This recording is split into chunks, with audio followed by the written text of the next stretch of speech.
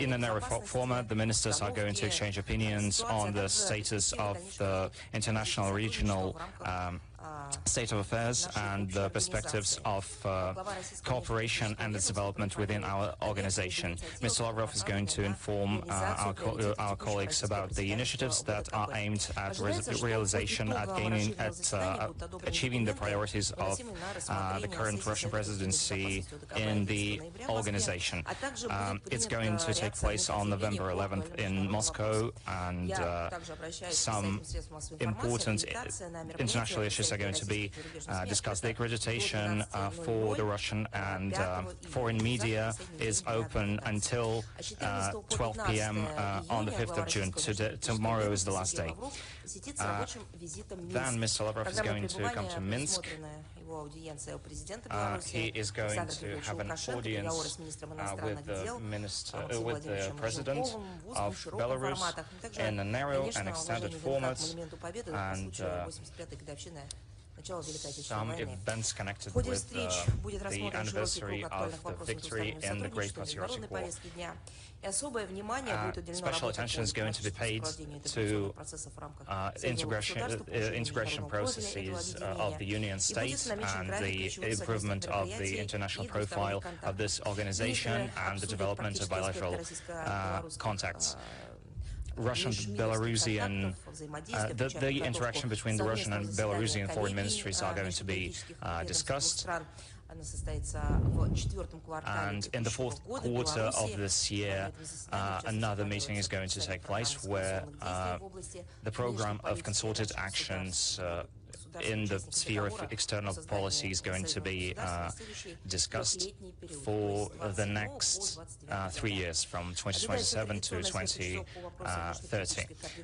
Then they're going to synchronize watches on the integration in many international organizations and on building the relationship with other countries. Also, they're going to discuss countering the sanctional and law aggression from the collective West and the multipolarity in the 21st century. Let's talk about the relevant international agenda. For all of us, the participants of the forum, these days are tainted, of course, with a huge number of events that are connected with the world economy, with business, with finance.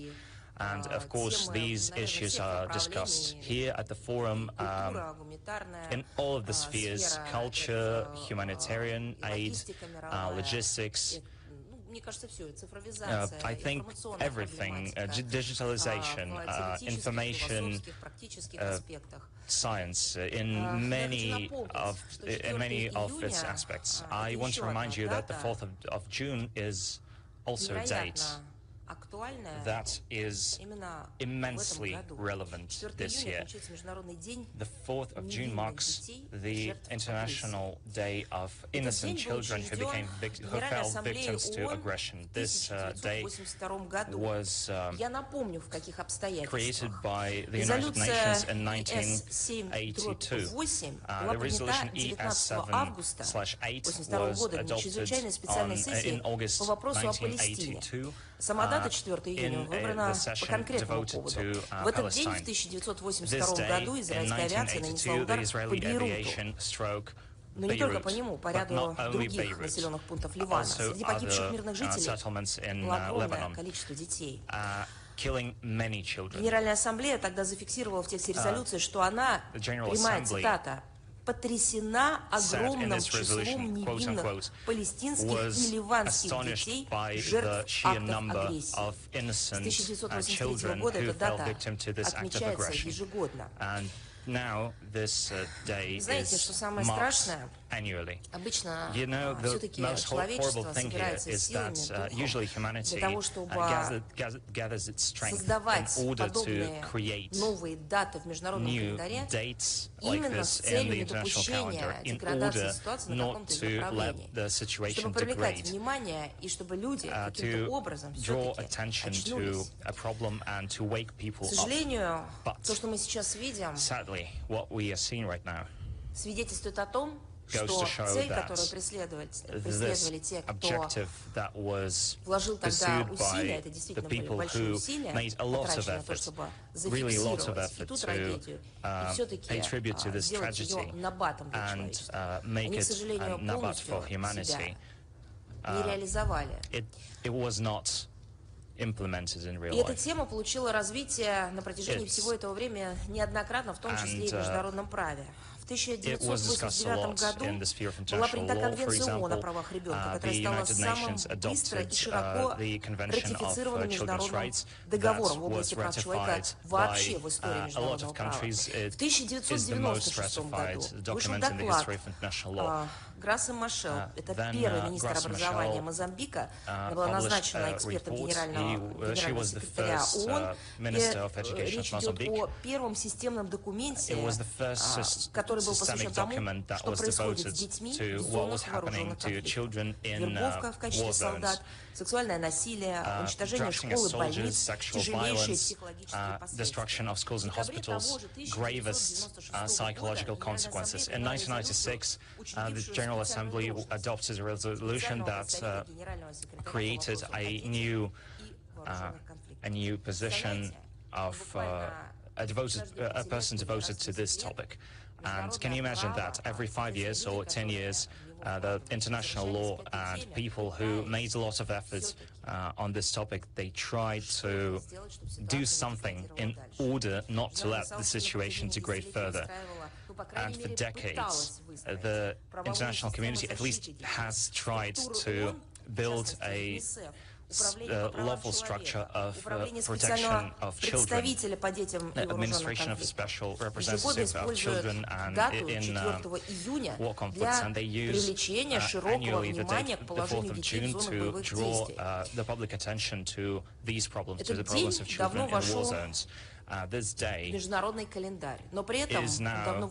a long-established part of the international calendar, and it has transcended the borders of the Middle Eastern regions. And the recent years have sadly confirmed that it's not only relevant there.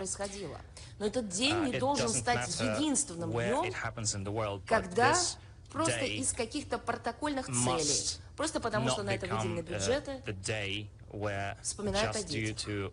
Этот день должен становиться результатом, подведением итогов той работы, которую все международные структуры, межгосударственные, неправительственные и страновые делают для того, чтобы не допустить насилия над детьми, в частности, во время вооруженных конфликтов. Including during wartime. К сожалению, sadly, нам есть что сказать в этот день о наших детях. Я на прошлом брифинге пообещала, что теракт в Старобельске станет центральным направлением информационной и политической работы всего нашего министерства, наших посольств и консульств, постоянных представительств при международных организациях. И сегодня хочу вновь вернуться к этой теме, буду возвращаться к ней постоянно. Я хочу вернуться к реакции, а лучше сказать, к отсутствию реакции со стороны профильных международных организаций, несмотря на то, что, посмотрите, у них и дата-то специально есть, могли ведь подготовиться. Ведь их наиважнейшей задачей, там так прописано в их уставных документах, является деятельность, в рамках которой они должны делать все возможное, и, кстати говоря, невозможное тоже стараться делать, для того, чтобы не допускать повторения подобных чудовищных событий. Я, кстати говоря, сейчас говорю не только про западные страны, чьи политически мотивированные действия, я бы сказала, бездействие, по сути, игнорирование, фактическая слепота, собственно, циничная, наглая, беспардонная ложь в отношении хладнокровного убийства детей в Старобельске уже никого не удивляет. С ними все понятно. К ним много вопросов, но то, что они молчат, нас не удивляет. Но эти вопросы у нас есть к международным организациям. Я еще раз хочу задать вопрос. 4 июня 2026 года, вот сейчас должна проснуться Организация Объединенных Наций, ее секретариат. Сегодня не суббота и не воскресенье. Сегодня рабочий день.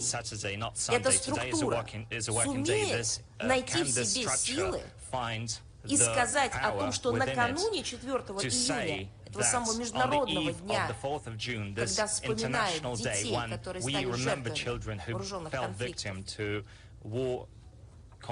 они вспомнят о тех детях, которые были убиты в Старобельске. Я не знаю, может быть, их смущает, что этим детям 17-18 лет, и, может, для них они как люди. Пусть тогда так скажут, и мы услышим и это объяснение тоже. У нас есть вопросы к тем самым структурам, которые создавались, и написано это именно в преамбуле Устава Организации Объединенных Наций с тем, чтобы, прямая цитата, «избавить грядущие поколения от бедствий войны, дважды в нашей жизни, принесшей человечеству невыразимое горе, и вновь утвердить веру в основные права человека, в достоинство и ценность человеческой личности». Хорошо, они не защищают личность человеческую, когда поощряют финансирование киевского режима, который совершает теракты. Но про ценность человеческой личности нельзя же забывать просто тогда, когда можно и нужно сказать слова соболезнования и сочувствия в связи с гибелью детей. В 1989 году Одри Хепберн, великая мировая актриса мировой величины, она была назначена послом доброй воли ООН. Так вот, в 1989 году, выступая перед сотрудниками секретариата Организации Объединенных Наций, она произнесла слова, которые стали неофициальным девизом ЮНИСЕФ. Прямая цитата. «Я говорю от имени тех детей, которые не могут говорить за себя». С тех пор именно так и формулируется задача всех послов доброй воли — говорить от имени тех, кто не может этого сделать сам, чтобы правда о страданиях детей не оставалась в забвении.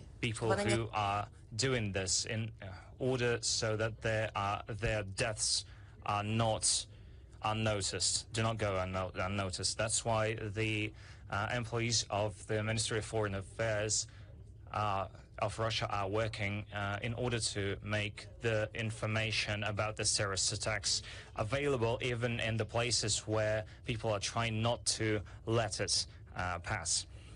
This is not propaganda. This is just an attempt to get the information through in order so that people do not say that these data haven't been seen by anyone. This is not an element of information war. This is something that for some reason has vanished from the international lexicon. The moral duty of to render the voices of those who cannot be heard to accept the truth that many people would like to conceal. Nothing can be said anymore by 3 boys and more than 10 girls that were studying in Starobelsk. They can't do it because they died. They were killed in a terrorist attack. Cold-blooded, cynical, horrible. And it's scary that there are people like this who shoot 3 missiles at and educational institutions, knowing that there are children there, and then shooting at people who come to look through the debris, and they shoot at them too. This was a deliberate attack of the Ukrainian army. It used unmanned aircraft, and it had a few waves, and the command knew who were the targets. You can read for yourselves what became of the American pilot who dropped the bombs on Hiroshima and Nagasaki. He went insane. He could not perceive this reality anymore. I don't know what's going to happen to those who are going to really understand that they shot at buildings, causing immense suffering and deaths of children. Boys and girls, 21 lives that came to an end at the very beginning, 21 dreams that are not going to come true. No, they were not perfect. but they were given lives in order to become what they dreamt of becoming. They will not do this. The fates of those who survived. Yesterday I talked with Marian Kim, who is the deputy of the State Duma and a journalist, a real documentalist. She was there during those days from the very beginning. She talked to the families. She talked to the people who survived. I think she is going to release a movie, a film, an honest film, a big film, take an interview. She's going to tell you about this. I don't know where she gets the strength for it. She's a mother. She is a woman. I don't know where she draws the strength in order to live through this sorrow, this grief again and again. And this grief came to the lives not only of the families who lost children, but to tens of families in the Lugansk People's Republic, in our country, and in the entire world, where good people perceive this as their own grief. As Audrey Hepburn said, we have to talk for the children who cannot do so themselves, and I am going to open my red folder.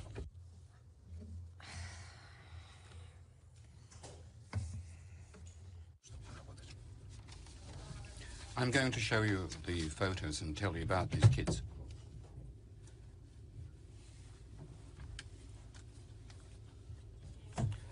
I think that their parents will not be able to do it over the next few years. It will be impossible, but we ought to. I'm going to show you the photos and you will see them on the screens. Could I please have a napkin? Elena Martimyanova, 19 years old.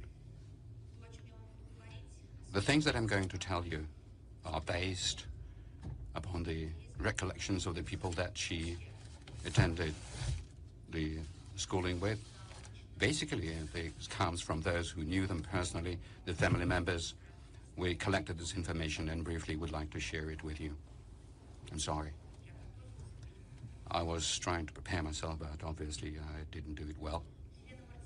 Elena Martimyanova, 19 years old, the student of the Starovelsk second-year preschool college, the best of the best. That's the way she was remembered.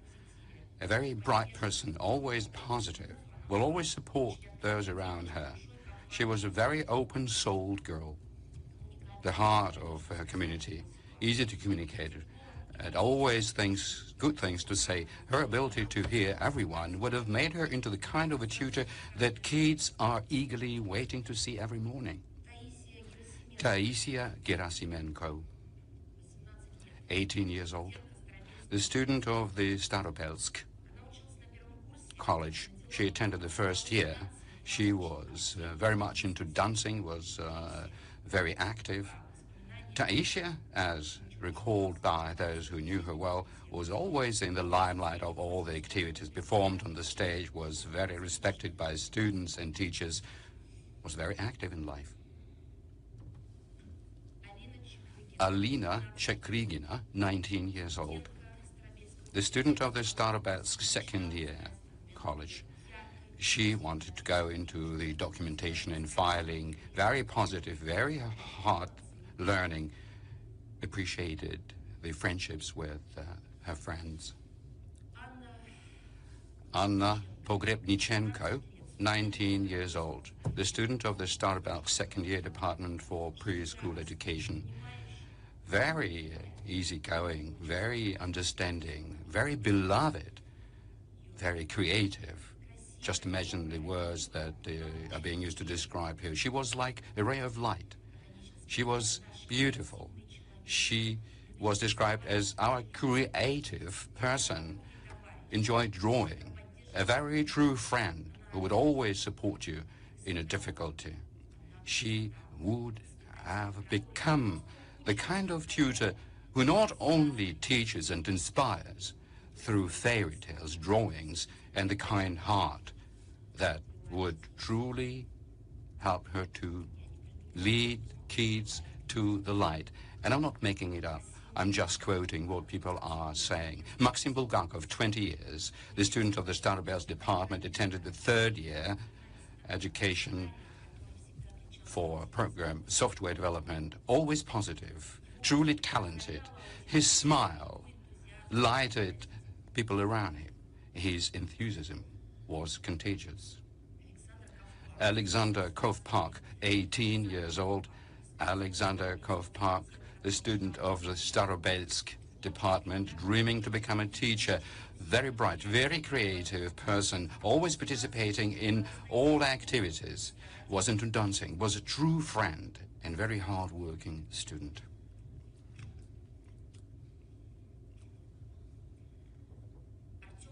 Artyom Kovtun, 20 years old, the student of the Starobelsk department, attended the third year. Software engineering, was very responsible, was a raw example, respected by everyone, hardworking, who loved, who dreamed, and who did a lot of good things. Just imagine the kind of loving words that we hear about them from people around. Sofia Fen, 19 years old, the student of the Starobelsk College, second year of preschooling tutorship, an excellent class master, always smiling, very kind at heart.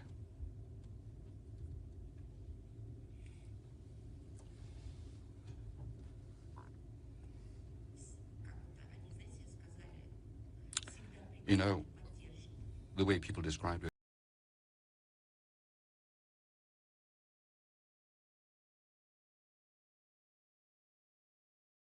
she would always be there.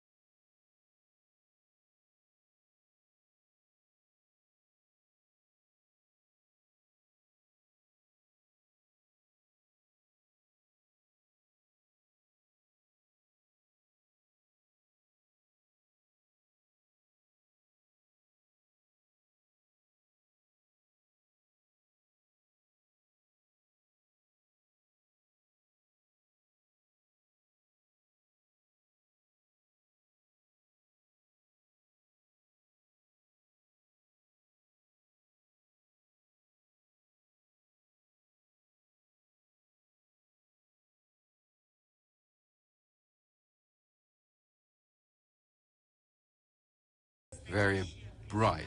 She had this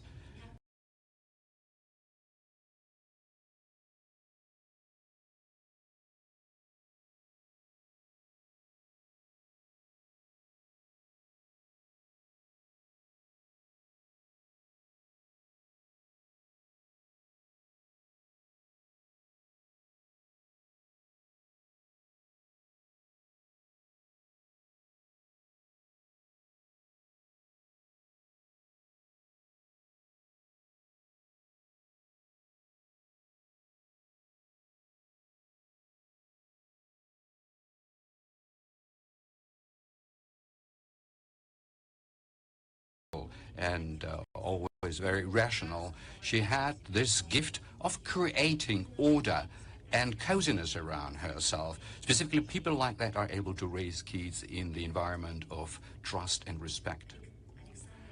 Alexander Postovets, 21 years old, the student of the Starobelsk Teachers Training College, the documentation and archiving. Very patient, very purposeful, responsible individual who always was ready to help others. He could always find the common language with us, never afraid of taking accountability. In studies, he was always very attentive and always did everything to the very end. Alexandra Budkova, 19 years old, she became a specialist in terms of the Starobelsk College with A marks in documentation, management, and archiving. She was very active and volunteer, participated in the students' activities, helping various organizations. she was very much for her family and her friends, always quick to help others. Oksana Tereshenko, 22 years old, the student of the Starbelsk College, who wanted to become a teacher. She was the head student of her dormitory. She was the true spirit of her community. She was always eager to help in any trouble. Very nice, very smart, very beautiful.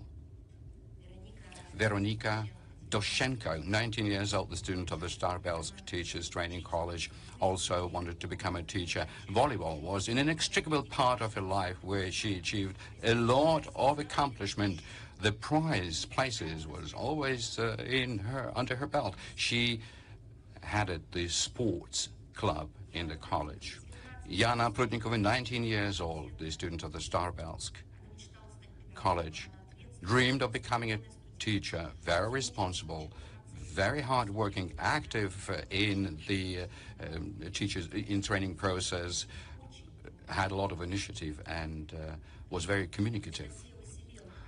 Anastasia Vasilenko, 18 years old, the student of the Starbelsk Teachers Training Department for Preschool second year, very lively, very nice and easy to get along with, always supported friends around her, so very open to the world. Nastya herself, and I was very much impressed by the following quote.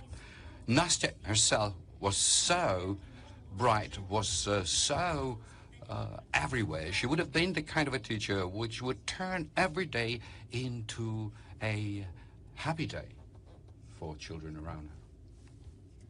Victoria Zaratuychenko, 18 years old, the student of the Starbelsk Teachers Training College, who wanted to warm kids around her in the kindergarten. Preschooling was her ticket to life. She was active in the movement of the first. She participated in the Sparrow volunteers team, had all A marks, represented the college in the professional movement contest. Very nice, very calm, very bright, very dear to everyone who knew her. Alisa Bruhovetsky, 19 years old, the student of the Starbelsk College, first year student who dreamed of becoming the preschooling teacher. Always optimistic, very true friend, very responsible student who could have achieved a lot in life. Irina Zhivotikova, 19 years old, the student of the second year of the Starbelsk Teachers Training College, dreamed of becoming a teacher in the early school. She was very responsible towards the teaching process, demonstrated good knowledge in all subjects, was very interested in acquiring professional knowledge, actively participated in community life, was into dancing, participated in all events, had a lot of initiatives and was very well organized. Anastasia Kovalenko, 19 years old, the student of the second year Starbelsk Teachers Training College. She dreamed of becoming a teacher, very sincere, very charismatic kind of girl who charged everybody with energy, ready to help at any instant, demonstrating sincere empathy. Always was in the limelight of attention. She knew how to make a good friend around her. As deemed by a permanent Ukrainian representative at the UN Security Council, these children, not that they are no longer there, they have never been alive. As deemed by the representative of the collective Western minority, these are not children, these are not young people, these are not students. These are, what was the way they represented them? The representatives of the armed forces, like, the generals, the heads of the general staff. You know what I want to tell you? How do they manipulate the public opinion? How long they have been telling us about Bucha. For 4 years. Has any one of them put themselves into some sort of a chair or stood themselves up against some camera or a reporter who they talk to continuously to show the photos of those who allegedly died in Bucha? That's the way.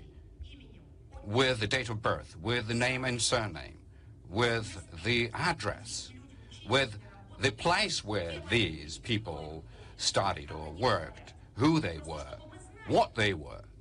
how others spoke about them, so that we just knew that they truly existed without rather making things up. Because whenever we seriously talk about a tragedy, you can tell the story of every and each person. And you can come out and demonstrate their images. You can give the names of their family members who, despite such an acute suffering, can tell the story like what we heard from the family members of those who were burnt alive in the trade union house in Odessa. Whatever we hear about Bucha is all lies from the first to the last word, because not a single person, no one representing the Kiev regime, never held a single event. They have swept themselves through all kinds of venues, Oscars and the Cannes film festivals, without giving a single name, with the facts in hand. These are phantoms. These are concocted stories, only to beg for money, to steal this money, and then to shed blood of the innocent victims on top of it. There's the answer for you. And who would ever dare to say that these kids never existed would receive a respective response from us, because we're ready to tell each kid's individual story. How cynical, how inhuman we hear against this backdrop statements by international officials about the need. You know what they've told us?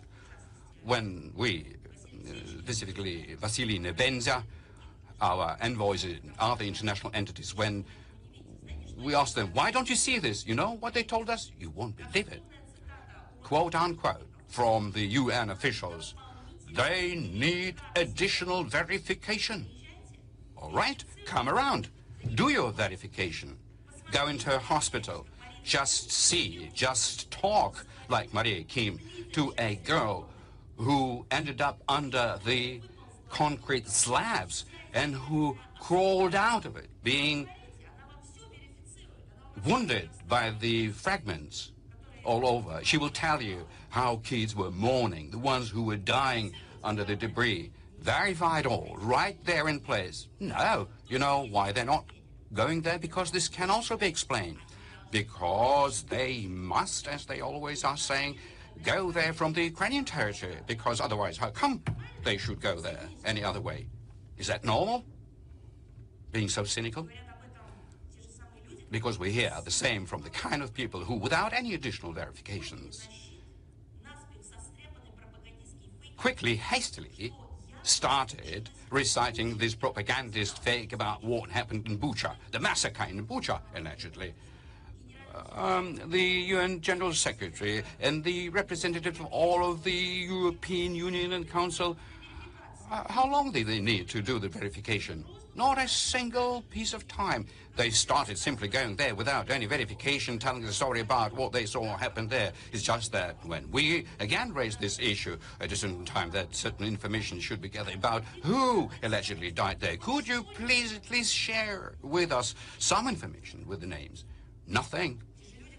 The very same people from whom we hear the need to verify something, from whom for several years we haven't been able to get the list of those who died, who they're referring. They're telling us, oh yes, of course, these lists are available. Now, could you give it to us? Not the ones that are placed somewhere in the dark net, but the verified ones, because that's what you're always referring to. I'm sure that you in the UN should have had one during the 4 years. In the recesses, I personally heard them whispering to me, you see, we're speaking less and less about Bucha here at the UN venue because, we understand everything. All right, you understand everything, but somehow you don't do the kind of work that you're supposed to do. Actually, the BBC reporters who were most active in fabricating the so-called Bucha materials in Starovelsk, for example.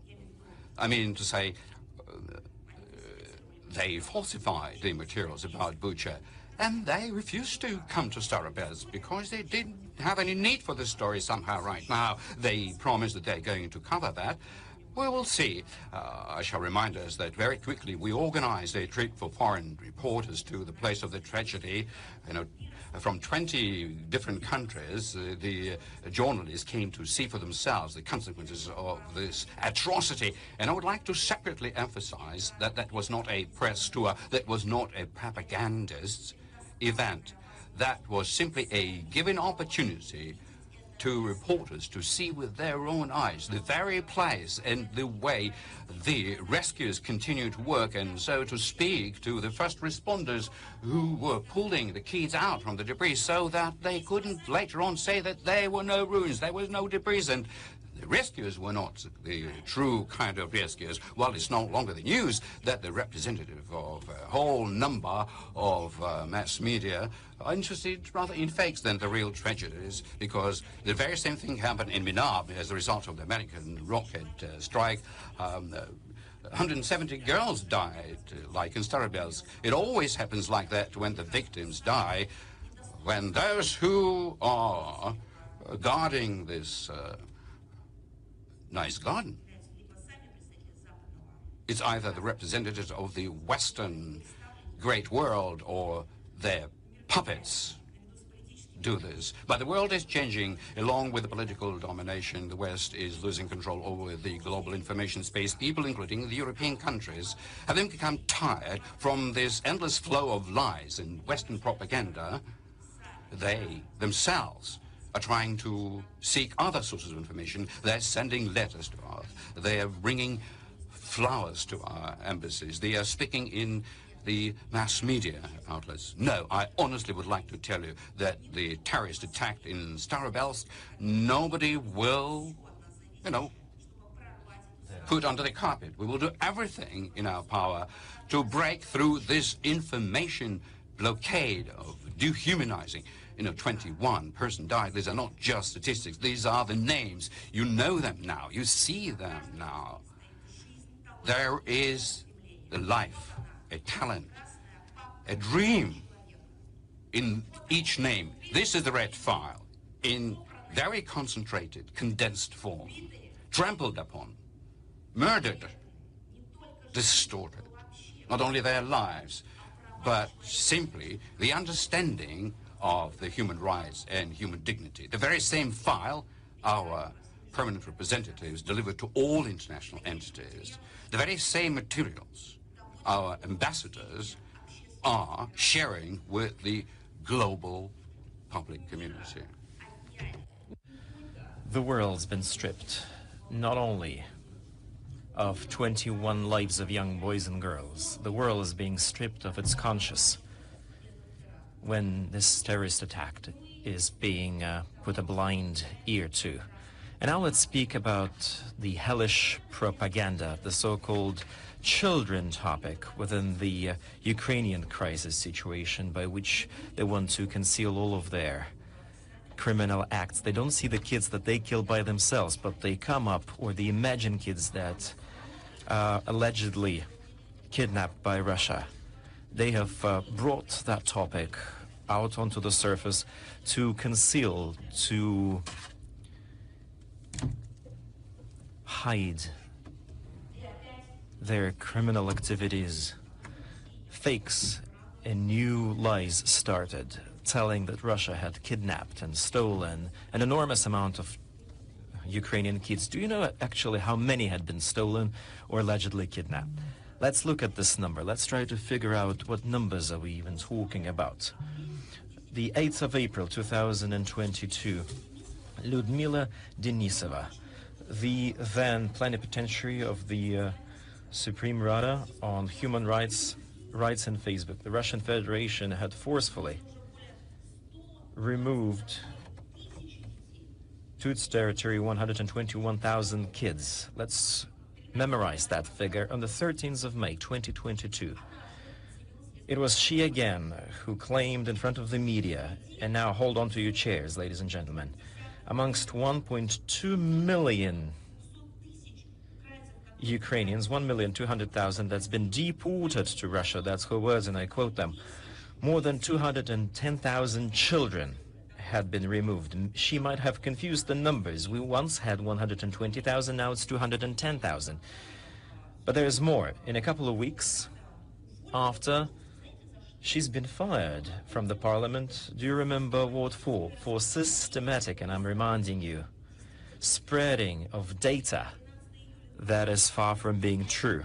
On the 13th of July, 2022, Antony Blinken, the State Secretary of the U.S., claims at the conference,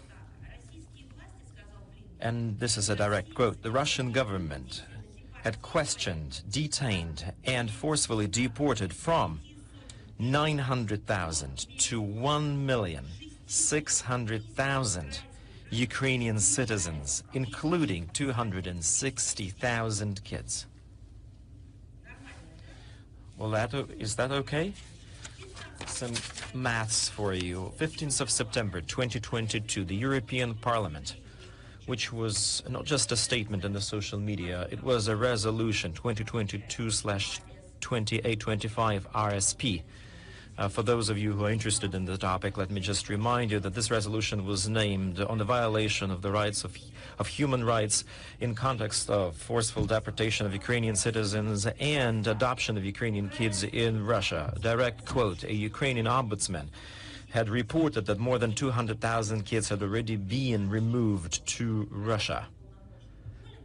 It hasn't been informed, though, that the Ukrainian plenipotentiary had already been fired before that for disinformation, for spreading lies. It seemed not that important. In November 2022, Andrei Yermak, the head of Presidential Office of Ukraine, at the meeting, the protection of the rights of kids, preempting the G20 summit, and that meeting had been specifically conducted to throw the bone. Yermak said, Russian Federation continues to commit criminal activities against Ukrainian children.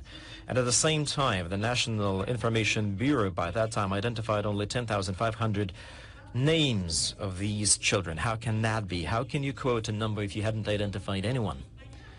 Well, one can try to assume the order of magnitude, but if by November 2022 only 10,500 names had been identified, the exact children, we could even imagine that there was a list. Why are they talking in different orders of magnitude? Why are they repeating hundreds of thousands? March 2023, going on, Zelensky makes the following statement. He says, we had 16,000 cases of children deportation, but the real number can be significantly higher.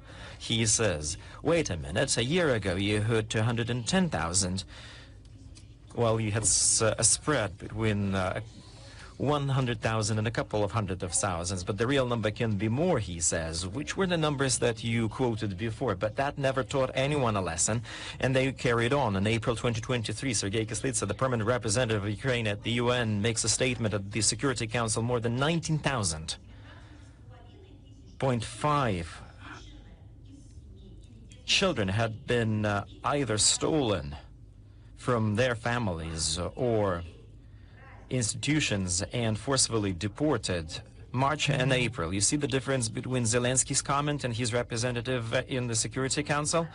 There's a difference of 3,500. Well, I'm hoping that they will finally agree with the numbers now, but actually no.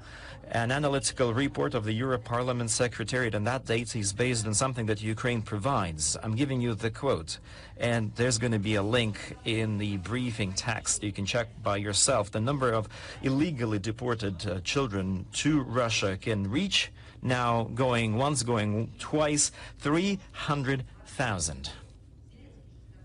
Wait a minute. Zelensky said 16,000.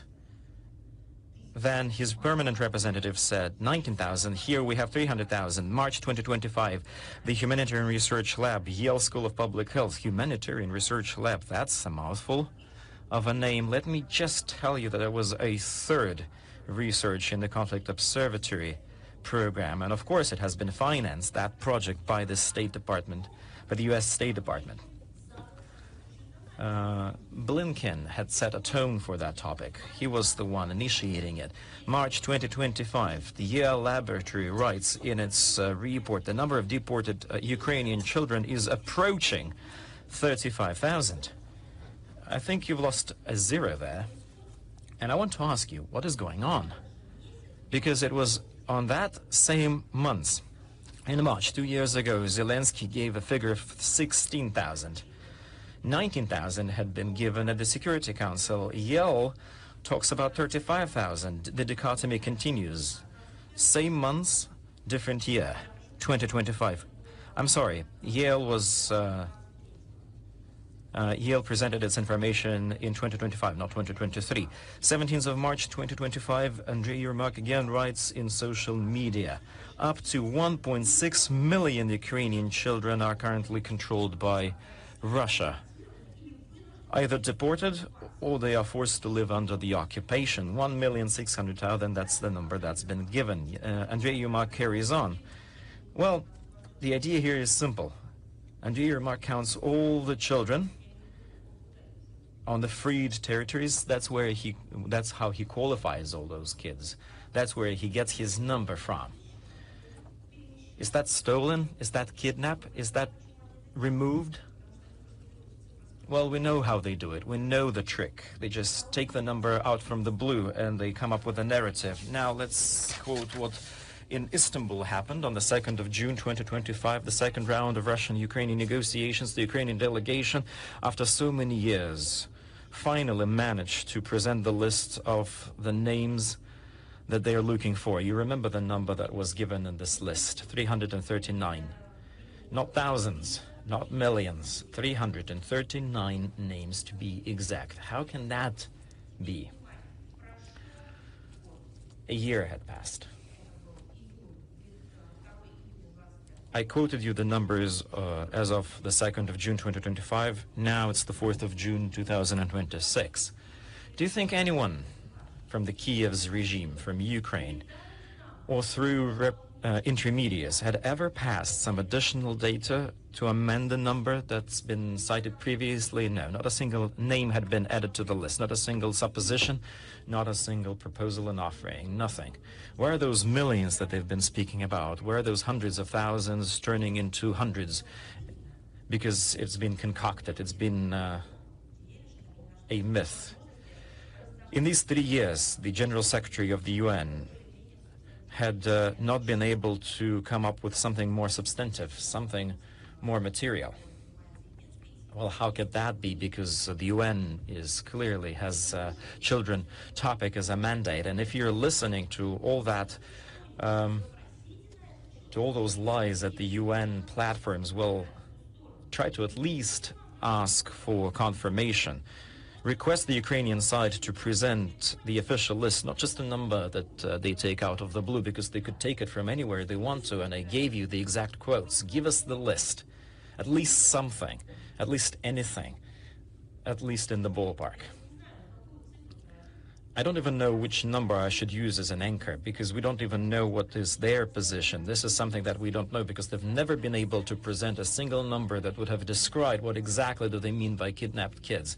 We only have 339 names. And actually, those 339 names, there's something fishy about that as well. According to Maria, the plenipotentiary on children, Maria Lvova-Belova, when she checked the list, it hasn't been relevant.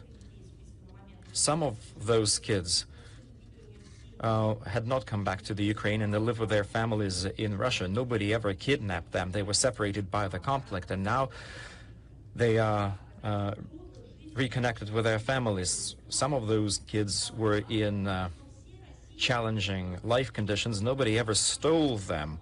All the official bodies, the plenipotentiary on the rights of children, various ministries, various authorities, 24/7 are ready to process any name that will be provided to us. Not just children, but children specifically. But nothing is done on their side.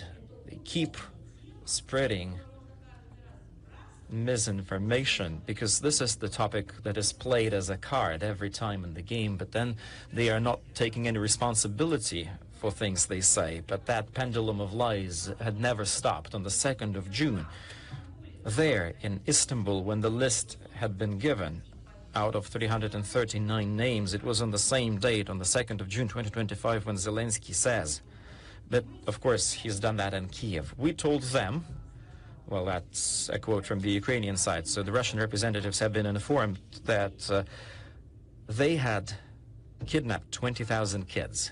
Wait a minute again. What do you mean by that? Where are those millions we've heard previously? And why have we only received a list of 339 names? And they answered, and he's referring to us, that no. And now he comes up with the following story, that there can be a couple of hundreds. But no one ever spoke about kidnapped kids, and we're ready to work. If you're looking for someone, if you're in active search for someone, and that's actually a normal international practice, a lot of intergovernmental and public non-for-profit organizations deal with this. They help to search people. They are there to do investigation and intelligence. So my question is, if on the 2nd of June the Ukrainian side knew, or at least was sure of, or at least lived under the illusion that they've been searching for 20,000 kids, what stopped them from providing us the list on the 2nd of June 2025, on the 2nd of September 2025, on the 2nd of December 2025, on the 2nd of March 2026, on the 2nd of June 2026? What stopped them from giving us the list of those names? Because they're not interested in it. And why they're not interested in it? Because there's nothing. There's nothing behind it. It's all a myth. It's all phony. You thought that they might have been an investigation carried out, or some real numbers from the Western media, because you know they're masters. Sometimes they are being extremely professional when they need to provide and fish out the necessary documents. No, not a single thing. That particular topic is not something that anybody's going to be interested in on that side. But you know what happened after the 2nd of June, and you won't believe it. The numbers started growing again. There's been an inflation of them. September 2025, Zelensky at a press conference on the so-called peace formula. It's again a direct quote. Thousands, tens of thousands of kids, Zelensky says, that Russia has hidden somewhat, are hard to locate. What does that mean? I do understand it. Well, any metaphors can be used here, and they will still be right. So you believe that hundreds or tens of thousands of kids are hidden. You have direct contact with our side, but you're not looking for those children. Just imagine this. You have somebody missing. You come and you say to the police bodies, someone's missing, and they ask you, well, who's missing exactly? You say, no, he's just missing. They're just missing. Okay, the police force asks you, okay, can you provide us with the pictures, with the names, some contact details, some descriptions? And they say, well, it doesn't matter. Just keep looking. It's schizophrenic. And there's more. November 2025, again, I'm quoting Zelensky at his meeting with American senators. Again, it's a direct quote. We, he said, know about 20,000, but there's going to be more. But there might be more, he said. It was at the same time when Dmitry Lubinets, who was the plenipotentiary of the Supreme Rada on Human Rights, stated, again, in November 2025, again, it's his direct quote, on the temporarily occupied territories, says Dmitry Lubinets, remain 1.6 million Ukrainian kids, end of quote. 1st of December 2025, Yelena Zelenskaya comes out onto the stage. How could we have lived without her? She publishes on the social network the following words. And God forbid me from, again, saying this. We managed to bring back 1,859 kids, end of quote. Is that a secret message? Who brought those kids back? Can you please tell us who exactly did this? Okay, you can't disclose personal data, but don't publish the personal data. Try to at least say where those kids are coming from. No. Maybe she meant a specific year when she said that number. 1859, was that the year? Where does the number come from? But that's not the end. 17th of February 2026, Dmitry Lubinets, the one you know already, makes the following statement. We've returned 2,000 kids. But He continues, 1,600,000 Ukrainian children remain on the occupied territories. Where have come back from? Where have they returned those children? How old are they? Who helped them to return the children?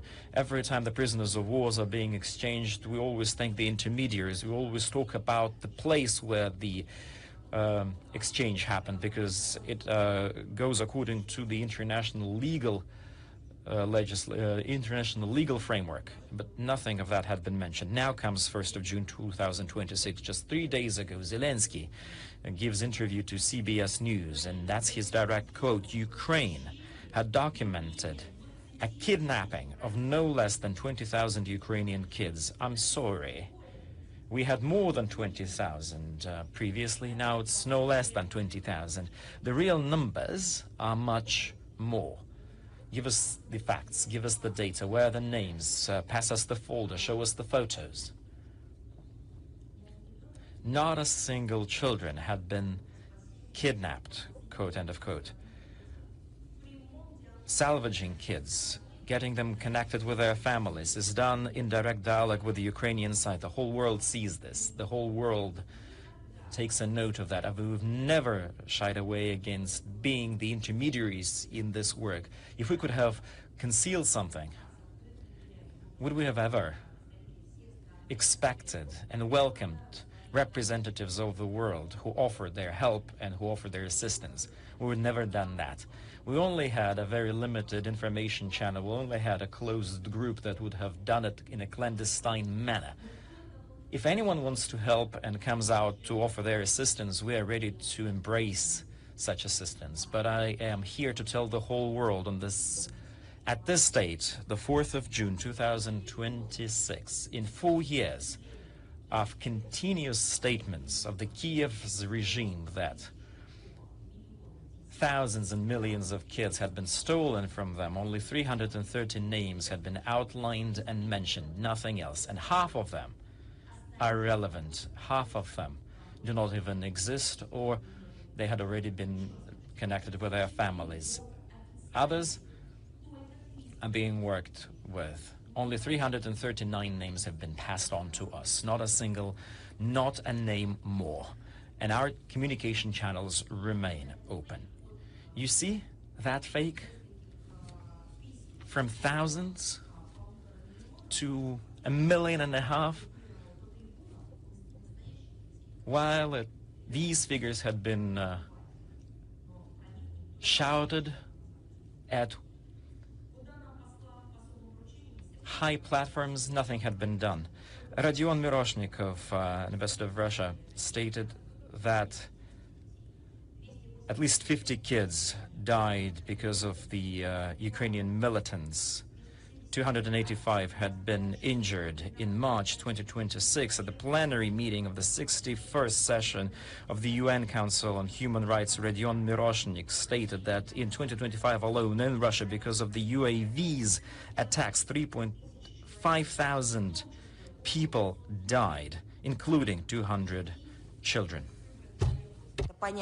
Yes, of course, these numbers are not cannot be defined exactly under the condition of aggressive terrorist attack from the armed forces of Ukraine against civil infrastructure. And these people have names, they have surnames. Of course, numbers change, but they do not change by 25, 50, 100 times. They don't differ from hundreds to millions. Those people who were investing for 4 years into the promotion of this myth about killed children and did not see the situation in Starobelsk. I would like to wish you guys to think about one little thing called conscience. And no matter how you suppress it, it's going to wake up and it's going to blast through. But when is it going to happen? When the point of no return has already been passed, or when you still have the chance to regain the human image? This is a manipulation from the Kiev regime. This is a way to extort money and to appeal they are saying that they are forced to resort to drastic measures, including terrorist attacks, in order to protect the fate of their killed children. In only last week, 217 Russian citizens suffered from terrorist attacks, and 35 minors were killed. And every week, facts, numbers, names, names of locations, examples, concrete people who go live to give interviews despite the pain, despite the subsequent attacks from the cyber terrorists from the Kiev regime. From the 27th of May to the 3rd of June, at least 31 people got wounded, including an 11-year-old boy. In Bryansk, 2 people died, 12 people were wounded, including a 6-year-old girl. Volgograd Oblast, 29th of May, 2 employees of a chemical production plant were killed. In Volgograd, 1 person suffered wounds. In the People's Republic of Donetsk, also people died, including 3 employees of Voda Donbassa and 7 passengers of Podolsk Simferopol bus. Yesterday, on the 3rd of June, we commented the terrorist attack on our websites. At least 43 people were wounded. There were fires, and there were Emercom employees injured. Can you tell me, in which historical period has there ever been this? This is barbaric logic. They attack civil objects, but they, as real criminals, come back to the crime scene and pose as those who want to help, right? Zaporizhia, the armed forces of Ukraine killed 4 people, and they also attacked the Zaporizhia electric power plant. And one of them deliberately blasted through a building 60 meters from the reactor, as if this reactor, well, you know, these people are cyborgs, drug addicts. Maybe they don't know who they hire, but these people do not understand that if that happens, then, you know, there's not going to be left anything from their command centers and so on, because this is going to impact them first and foremost. How can they not understand it? How about the children that they quote-unquote care about so much, that Russia allegedly kidnapped? What is going to happen to these kids if these reactors are blasted? Has anyone asked these questions? Zombies.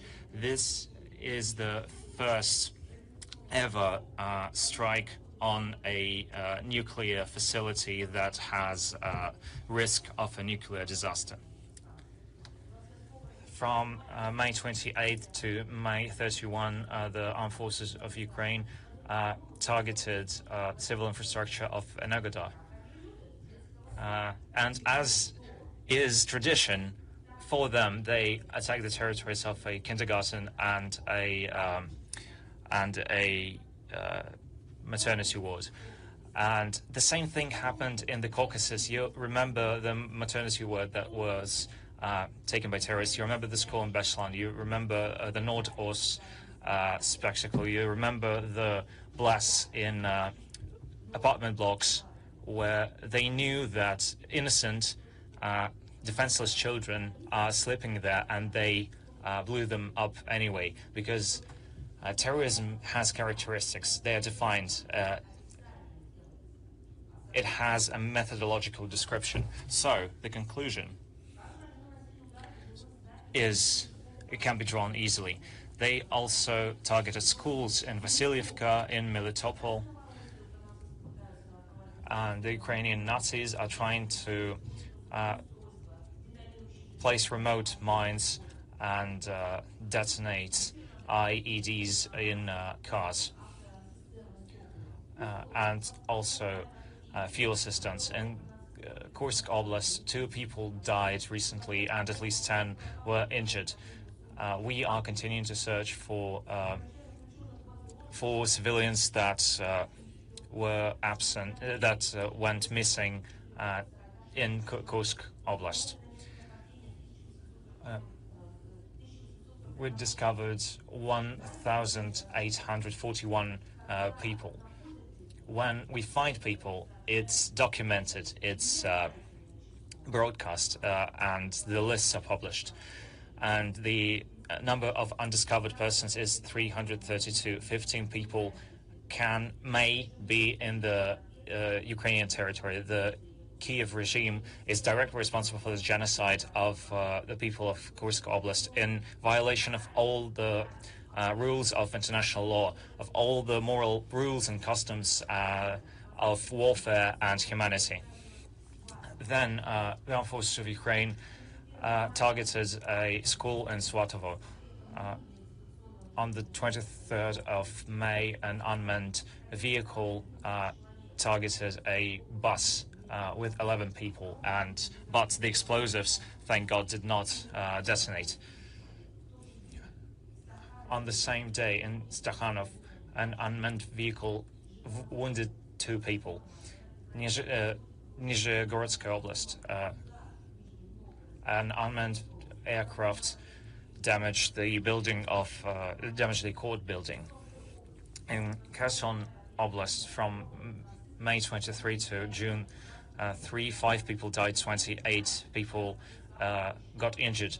On the eve of another international day, Day of Children's Protection, the Kiev regime was especially cynical, and on the 28th of May in Kherson, the Ukrainian military targeted a family that was taking a stroll in the park. 2 people wounded, small children, their mother and father dead.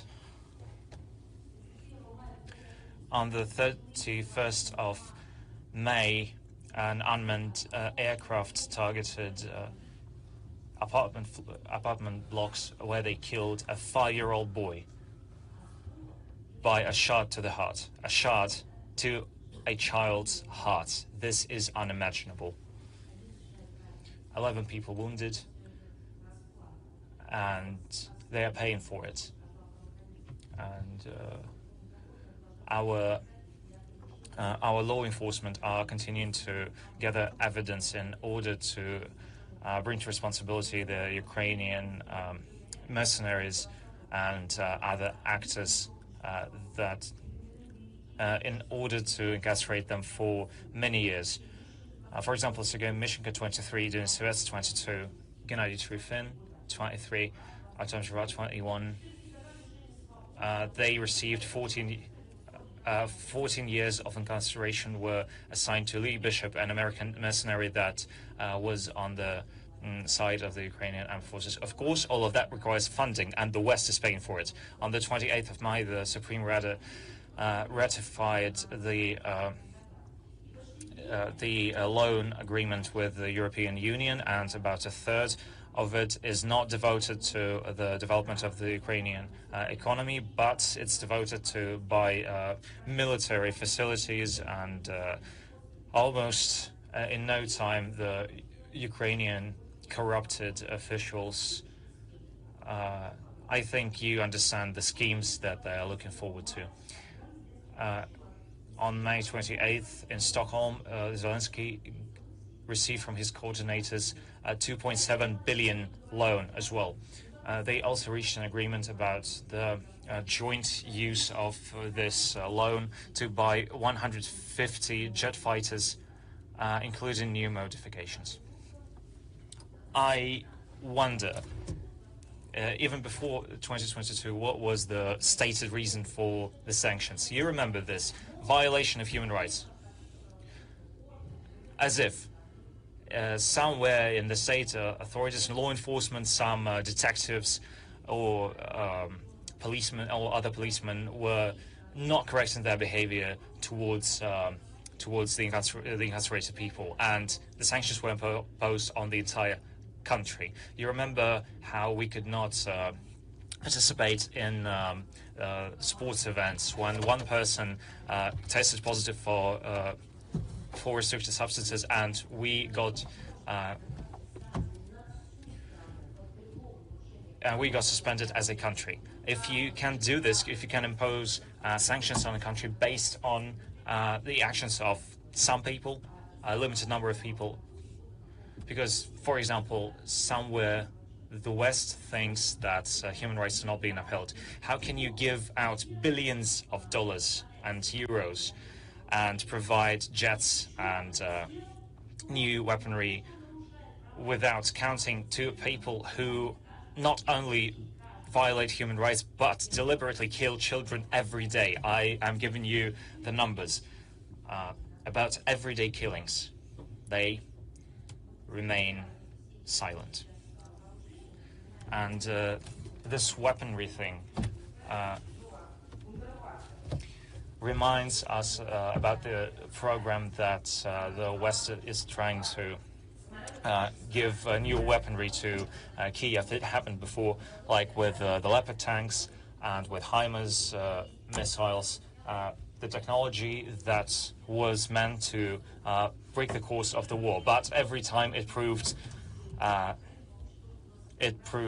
untrue. And they're going to get it only 2027, and the modern versions they're going to get only after 2030. So the most important thing is the cash, and after that, it doesn't really matter where it's going, and we shouldn't even think about this. We don't even know if they're going to get the loans in the European Union, and they are planning to spend about 2.5 billion euros on that, and Sweden is especially positively predisposed to the Kiev regime. In one of their cities, they installed a monument to the closest ally of Mazepa. Who else, right? To Hetman Oleg, if you understand. And they gave and they presented to Kiev the flag of traitors hetmans during the Great Northern War. This is just normal in the 21st century, right?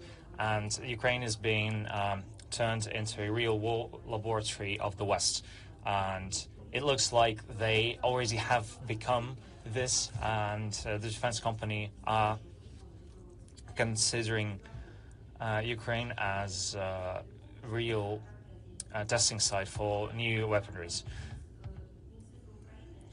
According to the data of the Ministry of Digitalization of Ukraine, hundreds of companies from the Western countries are registered in Ukraine, and among them are big players that are specialized in weaponry, BAE Systems, Rheinmetall, Avit Systems, Kinetic, and dozens of startups that work with drones, sensors, and AI.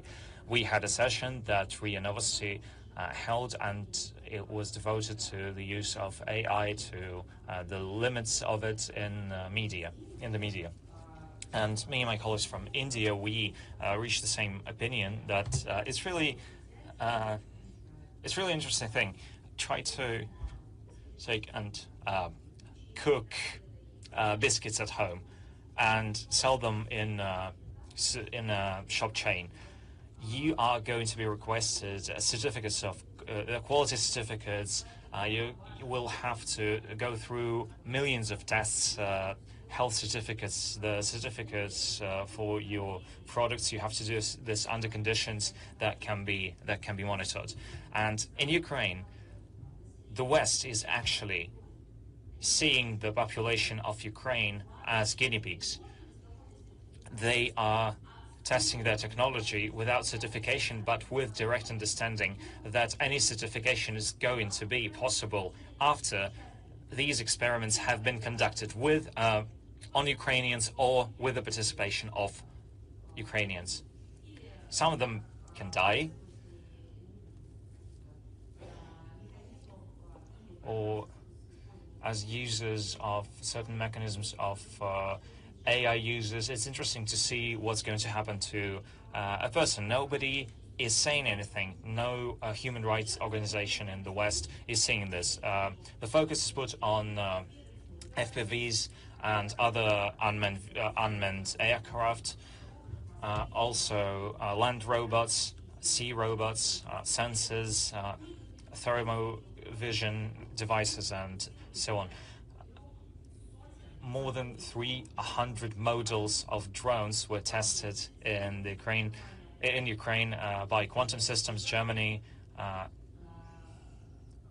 United Systems, America, Roboticana, Israel, and dozens of European startups. It's really convenient, right? You first test it on the citizens of Ukraine, and then they get sent to the front line in order to avoid claims, compensations, health claims, and the citizens of Italy that were volunteers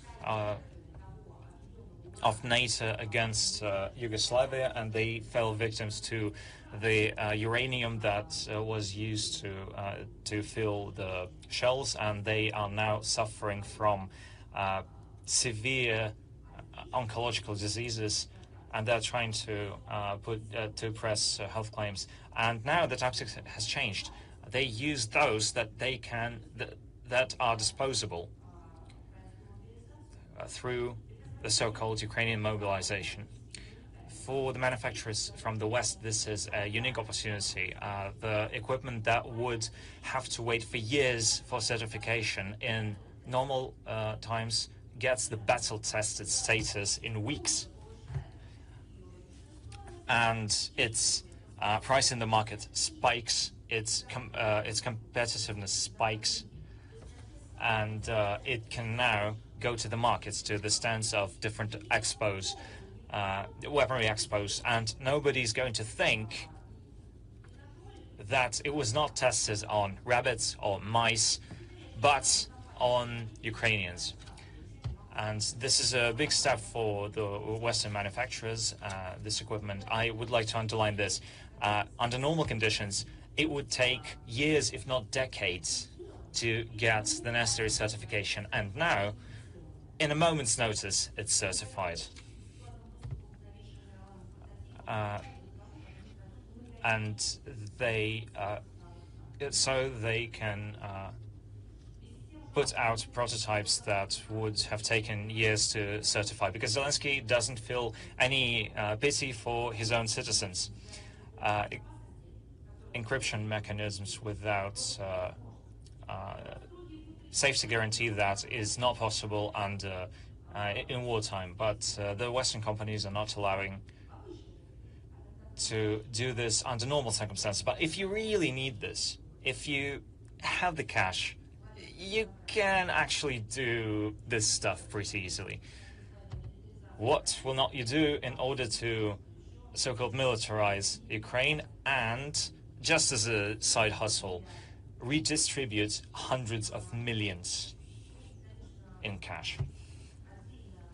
And of course, the conflict between the official Warsaw and Kiev, this is a different thing entirely. So official Warsaw, Poland, have noticed that, oh my God, the Kiev regime is glorifying Nazis that killed the Poles during the World War II. Wow, what a surprise. And Warsaw didn't like this. They didn't know what the Kiev regime was made of. But the media claims that on May 29th, the ambassador of Ukraine in Poland was shown the erroneous decision of Ukraine to give the name of quote-unquote heroes to Ukraine, to some parts of the Ukrainian military for their exemplary service. So this is like a mistake. But reburying of one of the leaders of and Melnik, who was brought from Luxembourg to the Ukrainian territory, provoked not just a statement about the erroneous nature of it, but a salvo of condemnation from the Polish citizens. The president of Poland, President Nawrocki, not only promised that he would revoke the order of the White Eagle given to Zelensky, but the lack of readiness on the part of the Kremlin became the part of the European family because of the demonstration by Kiev, the kind of mentality where the bandits and the killers from UPA are being glorified. But where have you been before that? Haven't you seen the chevrons on the Ukrainian military's uniforms, the names given to the extremist nationalist brigades which became the part of the Ukrainian military? Haven't you noticed the torch marchers which were walking past Nawrocki and his predecessor? You haven't noticed the Banderite flags? You haven't noticed what was going on in Ukraine? And he continued further. Amongst the Europeans, Nawrocki stated, there won't be any place to those who are glorifying the bandits who performed massacres and murdered people and children. And if it was not about the Polish women and children, Russian, Jewish, Belarusian, it means that it is allowed by the President of Poland, and that can be allowed. And one shouldn't say anything bad about Zelensky.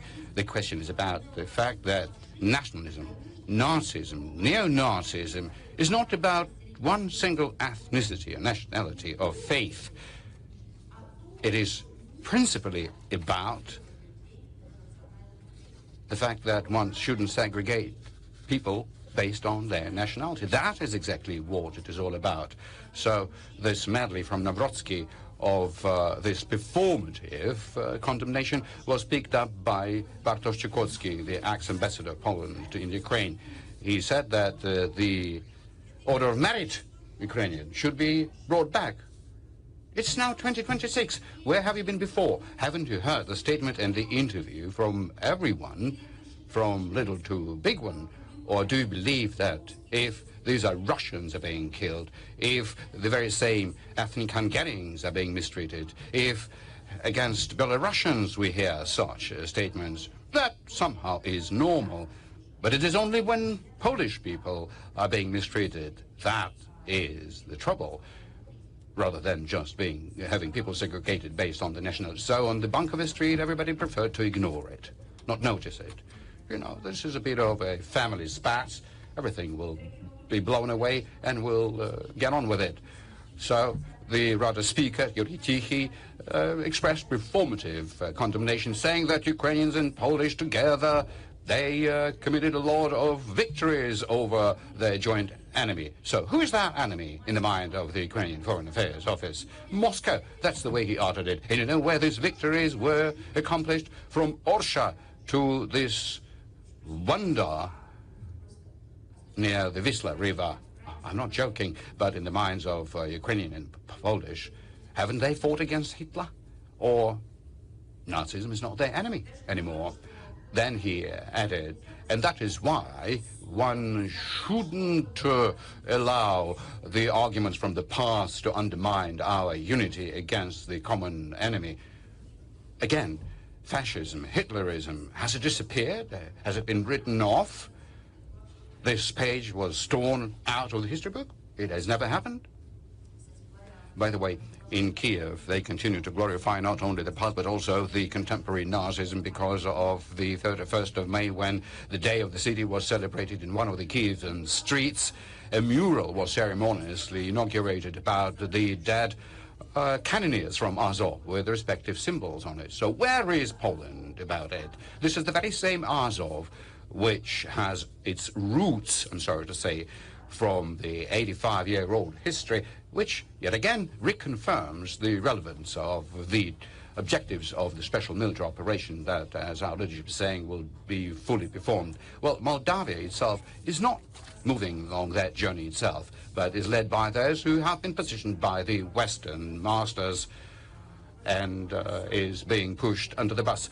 My son, the president of Moldavia, when being in the 21st of May in Czechia, she blatantly stated that Russia, quote unquote, is willing to utilize Moldova against Europe and against the European Union, just for the purposes of geopolitics. I would also like to say that Russia is also part of Europe, exactly like Moldova is. Now, the instruments of the so-called Russian aggression, as she's saying, are the cyberbacks and the disinformation and illegal financing. We hear it from a person who is the president of Moldavia with the Romanian passport and is being paid by the European countries in the form of various prizes, grants and bonuses. I will simply remind us, those who forgot, that the citizens of Moldavia, in terms of the threat to their independence, not believing it to come from Russia, but from the destructive politics and policy of their own authorities. A very fresh example, on May 30th, the Minister for Foreign Affairs of Moldavia, Pap Shoigu, in his interview stated, being in possession of Romanian citizenship, direct quote, cannot vote against the unification of Moldavia and Romania. And what's notable is that he even didn't remember his Romanian citizenship. He is the Minister of Foreign Affairs of Moldavia, and he should have spoken about it while being the Minister of Foreign Affairs of Moldavia. He is saying that he is a citizen of Romania, and of course he acts in the interests of that other country. He wouldn't even remember that according to the social polling, the majority of Moldovans are coming out against the unification with Romania. And as noted by independent politologists in Moldavia, such statements don't leave any doubt as to which country the representatives of Moldovan authorities believe to be their true motherland. Some of them really were born remotely from Romania, but then received the passports. Some Moldovan authorities continue repressions against the unwanted politicians and public figures. The legally elected head of Gagauz, Evgeny Gutsol, is still in prison. The politicized verdict for 7 years old imprisonment was upheld by the local courts. In parallel, the regime Sandu continues to exert pressure upon the region to change its autonomous status. Then, the hard-working, very industrious Moldavia is still being under the pressure, and they are being pushed into this Kabbalah. In the middle of May, the Moldavian military, together with their Romanian counterparts, participated in the military exercise in the territory of Romania. According to the UN Register of Conventional Arms, in 2025, Moldavia bought from Romania 12 anti-tank and 9 mortars and guns. The Spanish have the wheeled anti-tank mortars, and so they have announced that the commissioning into operation the airspace surveillance monitor based on the media information in the suburbs of Chisinau. There's a new Bachoy military base, 50% ready to be commissioned. The official Chisinau continues to undertake steps to reform it and rewrite the history based on the open sources. The Ministry of Education and Research produced new teaching aids for the school kids of 9th and 12th years, which contain parts, as they say, about the repressions, quote unquote, from their textbook, from the Soviet period, and an organized hunger dating back to 1946-47 in the 20th century. It is being stated that the new publication of this aid will help to fulfill the gaps in the national history and to help kids develop a deeper understanding of the tragic pages of the past. In the Discover the World textbook for the 3rd year, it is stated, quote unquote, direct quote, for the children in the 3rd year in school. Just imagine, how old are they? About 9 years old. Along with Romanians, there are several ethnic groups that live here: Ukrainians, Gagauz, and Russian, Bulgarian, and Roma, and others. May I once again read it out. This is Moldavian's textbook for the 3rd year school. Discover the World. Along with Romanians in Moldavia. Mind you, there are several ethnic groups residing in Moldavia: Ukrainians, Gagauzians, Russians, Bulgarians, Roma, and others. Are these Moldavians? Who are they? Who are these people? The Druids, maybe. Who are they? Is it about the human beings, about ethnic other, the other? Well, I mean, it may happen that it could be a long list, and you need to somehow, circle it around. But I believe the most important thing is missing, that in Moldavia there are Moldavians. Here you are.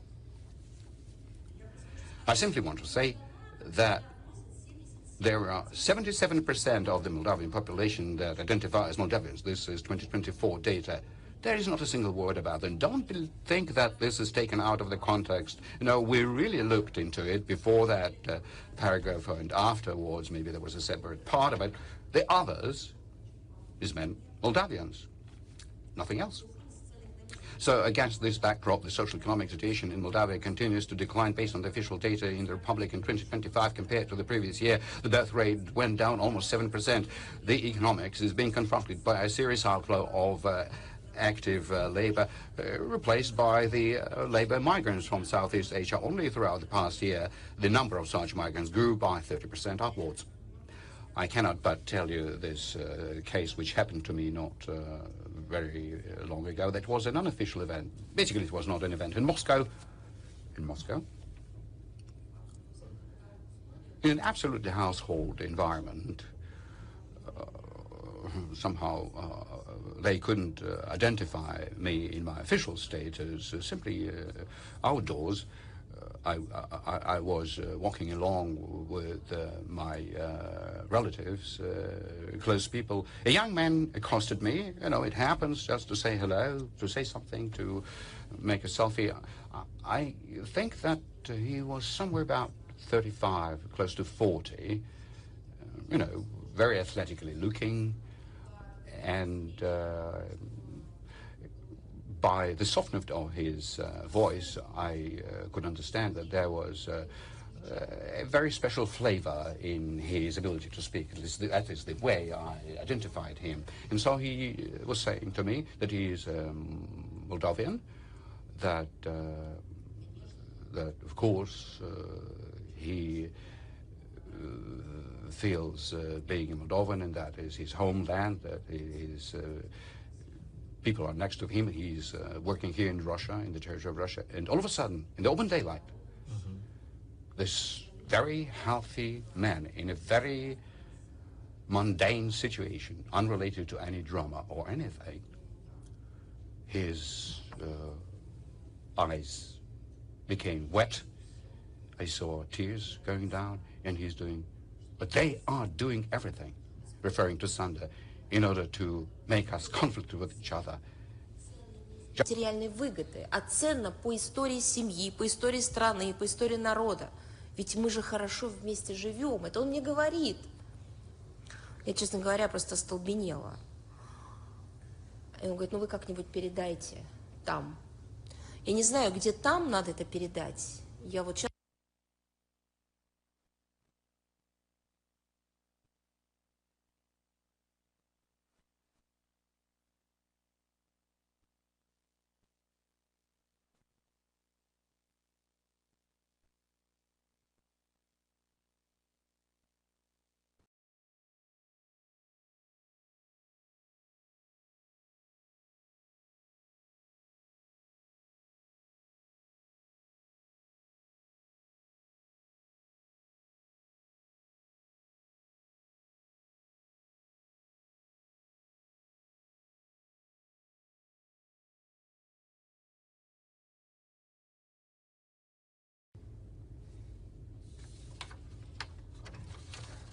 Yes. And now over to yet another topic, but basically this is within the same context, because on more than one occasion we tried to attract the attention of the international community towards this uncontrollable biological activities outside of its territory, covering themselves by the motors of providing help to the healthcare systems and trying to withstand the biological threats.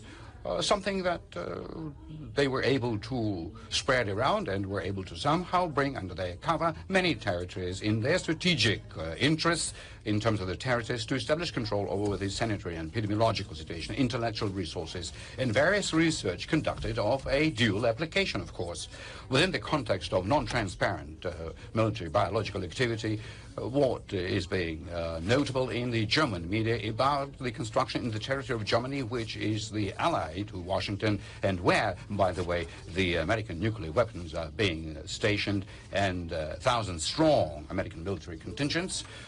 By biolab of the 3rd protection level shall become part of the biggest international hospital facility for the U.S. Army. Based on media, it is being constructed by German contractors and funded out of their own funds. At the same time, the paradox is being seen. But this paradox, I believe, is the paradox only in the minds of those who don't understand the specificity of all of the processes currently taking place. But the principle remains the same. So what is it?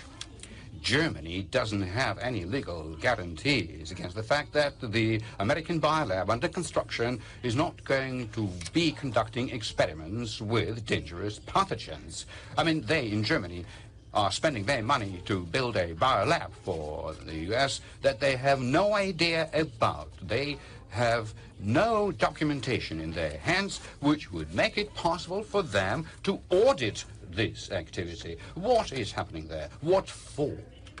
This particular example confirmed the justification in Russia raising the question about the biological activity of America, the US, outside of its territory, including Ukraine. We initiated consultative board under the Article 5 in terms of the Biological and Toxic Weapons Convention, Geneva, September 5th to 9th, 2025, as well as the discussion of this topic on the 28th of October and 22nd of November in 2022. As a result, within the review conference in Geneva, the 9th review conference of the Biological and Toxic Weapons Convention, whatever we hear in our responses, always certain accusations and mere words that we are behind this disinformation.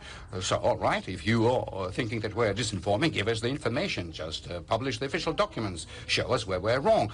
Besides, we made it publicly known of the various facts exposed as a result of the special military operation of how this specific convention was violated and military biological programs run by Pentagon in the Ukrainian territory, something that the Russian Ministry of Defense regularly presented, and Igor Kirillov, who died during the hostilities.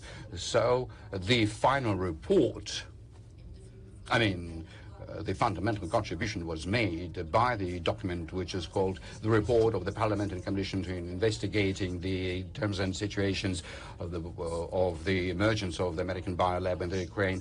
We once again shall add links into the text of our today's briefing. When preparing this particular report, the Parliamentary Commission surveyed all of the available spectrum of sources that are related to the biological programs by US and the Ukrainian territory, including the documents which was found during the special military operation.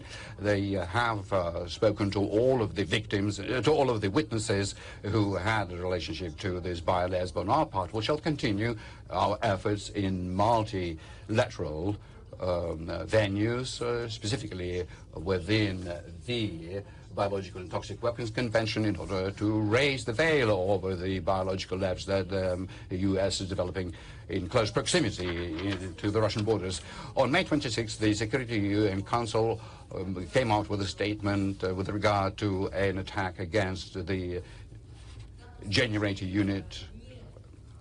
I mean, not the Zaporizhia nuclear power plant, but already in a different global region, which is Baraka nuclear power plant in the United Arab Emirates. Russia didn't resist the adoption of this particular document because the contents of it don't run apart from our attitude towards the Persian Gulf situation, about the impermissibility of such attacks, including the Zaporizhia nuclear power plants.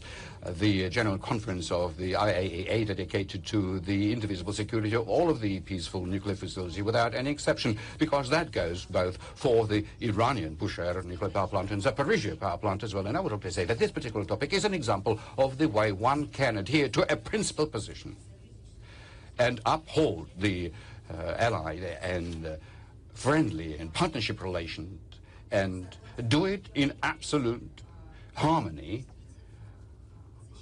by truly safeguarding international security norms rather than manipulating convenient topics around. So the Canadian strategy in the Arctic is not without interest. We paid attention of the appeals made by the Anita Anand, head of the Canadian Foreign Office, a NATO member state, to develop a new defensive, as she said, strategy in the Arctic. Defensive from whom? From whom? Extraterrestrials are expected to land down, or somebody else is supposed to surface from the South Pole. What needs to happen? So within this concept, as she's thinking, северного фланга НАТО, то есть НАТО и здесь чувствует в себе угрозу, бесконечно расширяясь по всему миру. Но я считаю, что это, конечно, уже к врачам.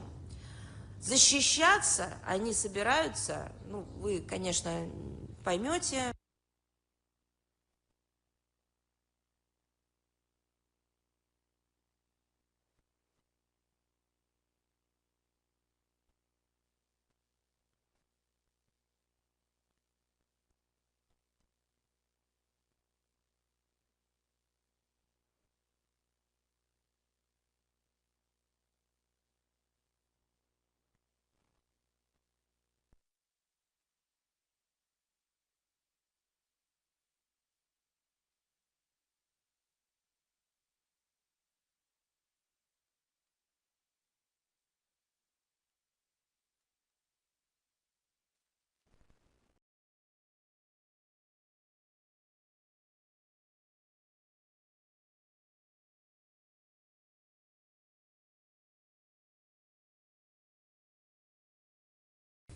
Speaks for militarization of the Arctic. It's not our country, it's the North Atlantic Alliance that constantly produces myths about the Russian threat, scaring them this way, and they use this as grounds why everybody should spend more money on militarization, why additional money has to be allocated and allotted for dealing with some devised and conjured out nothing problems instead of dealing with the real issues. Good news. On the 1st of June in Ethiopia, the 7th national elections to the national parliament were held, and to the regional legislative assemblies. We mark the high level of preparation and the voting procedure, which according to the observers had been organized without violations that could have impacted the outcomes.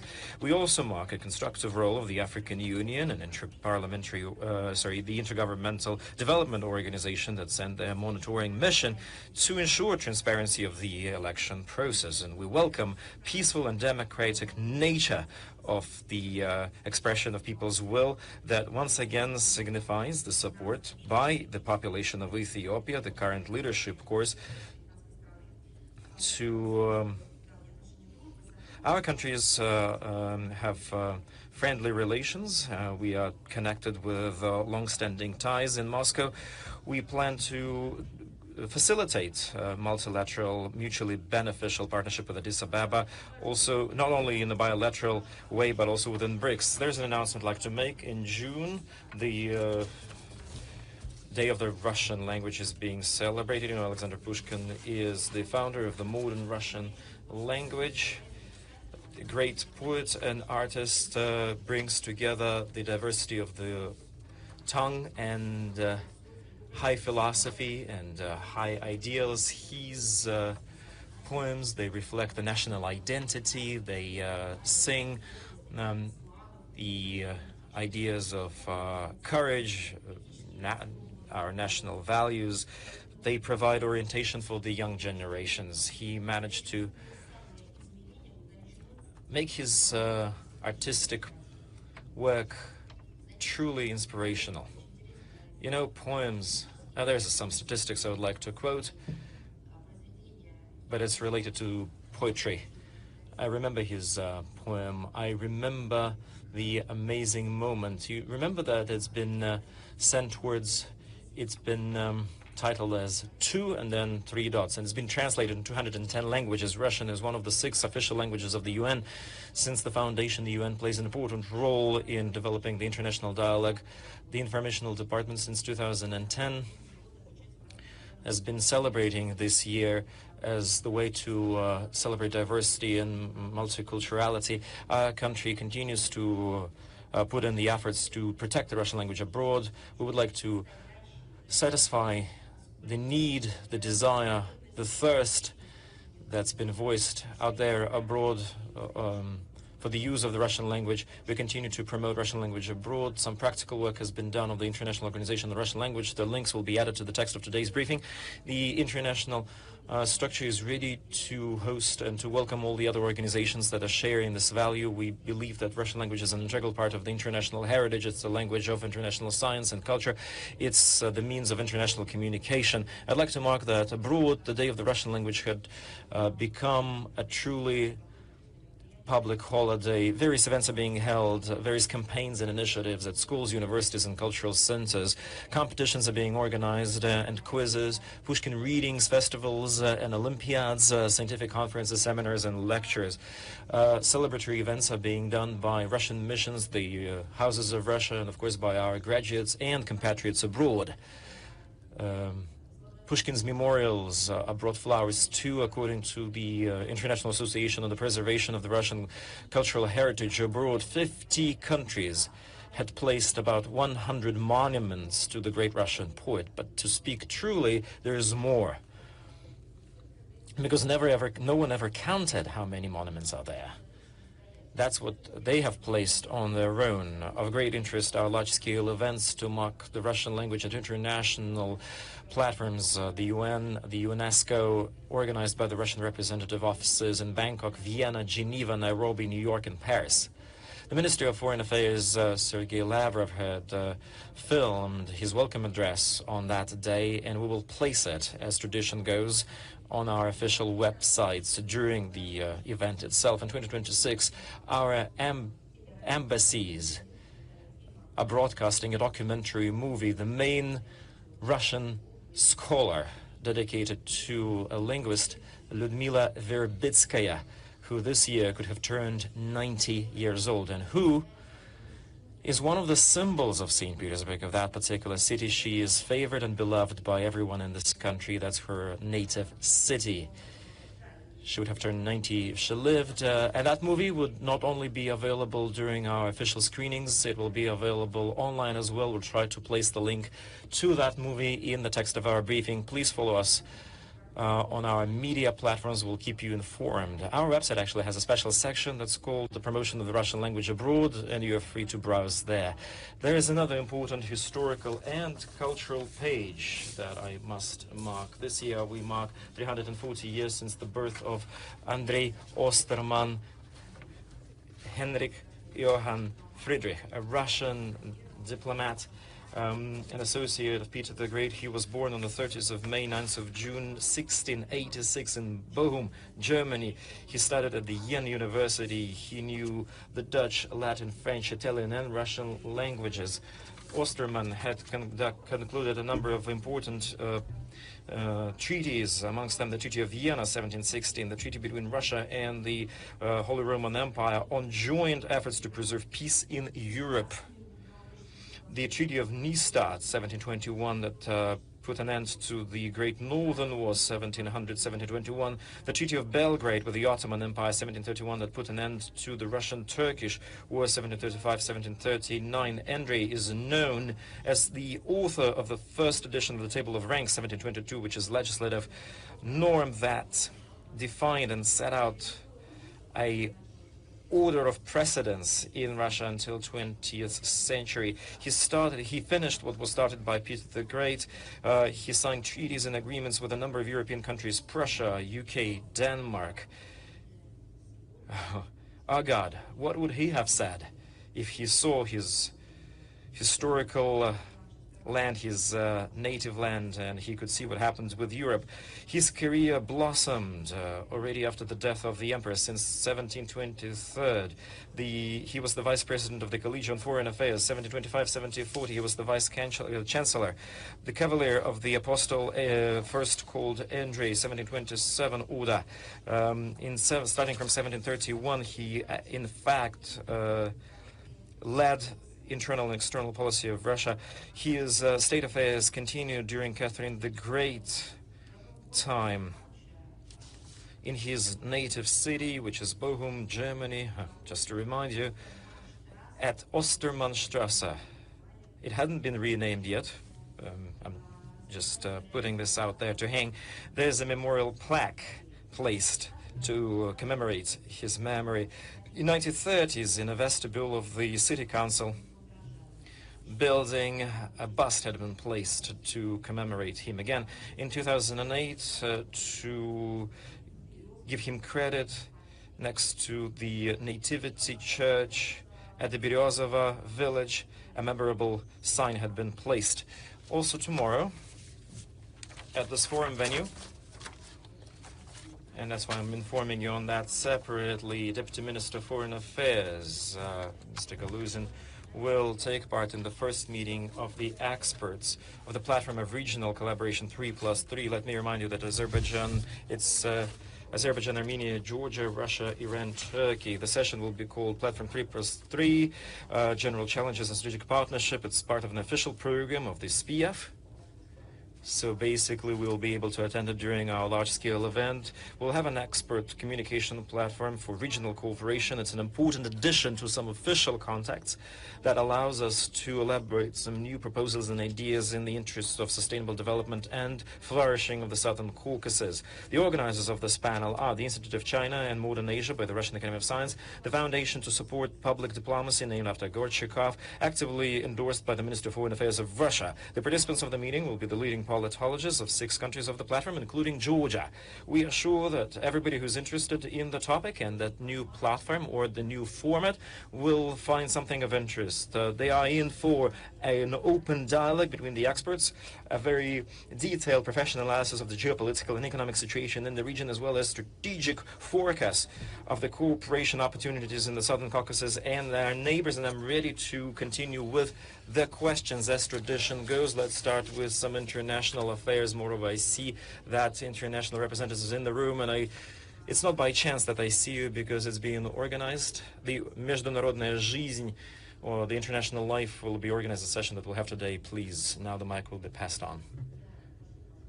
I am apologizing for some emotions being shown previously.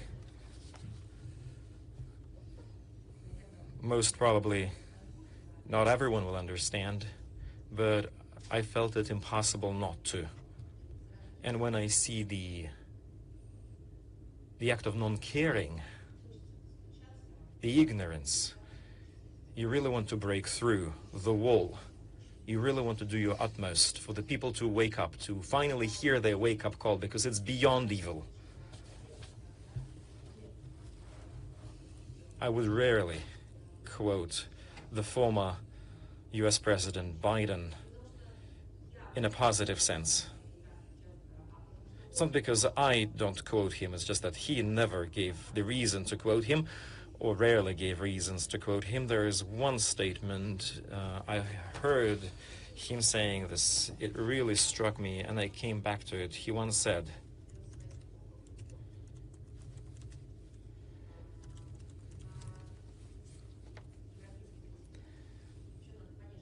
he brought them to the European continent. Actually, for the Americans, it's a big thing to be able to travel to Europe, you know.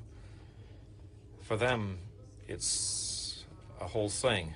So he brought them to the entrance of one of the former Nazi concentration camps. You can try to find that quote by yourself, and you can look it up. I don't remember, somebody advised him to bring them there, or was it his decision? I don't really know, and I can't really say. He not just showed them the entrance to the concentration camp, he told them to turn their backs towards the entrance. And when they turned their backs, he asked them, what do they see? And his grandkids said that they see some kind of housing, some nice cottages with beautiful history that are in close proximity to the Nazi camps. He said, that's right. And the scariest thing is that people used to live there, and they kept watching calmly what was happening right in front of their eyes in the concentration camps. So the meaning of that, well, it's not a phrase, it's not a statement, it's actually an action that he did, that there's been killings, there's been criminal acts, and that is monstrous by itself. But what's more monstrous is that someone could have watched that calmly and peacefully, thinking that there is no reason to go out of your comfort zone. And that is atrocious, and that is awful. And that's why today I spoke so much about the international affairs, because that is the aspect that the world had been scrutinizing for the last 50 to 40 years, developing and drafting various conventions and declarations, by establishing various institutions,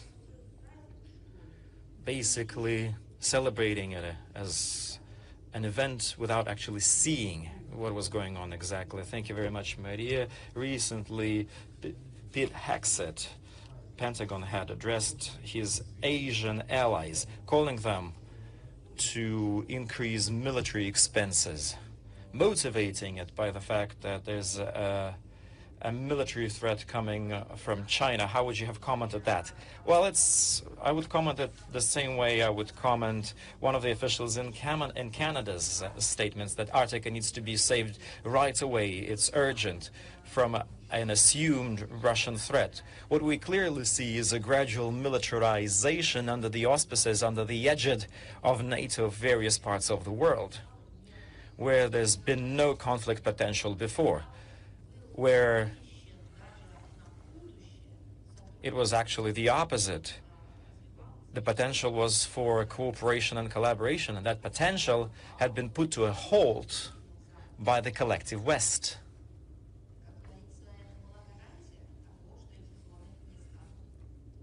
It was a guarantee that those zones will never turn into the zones of military potential.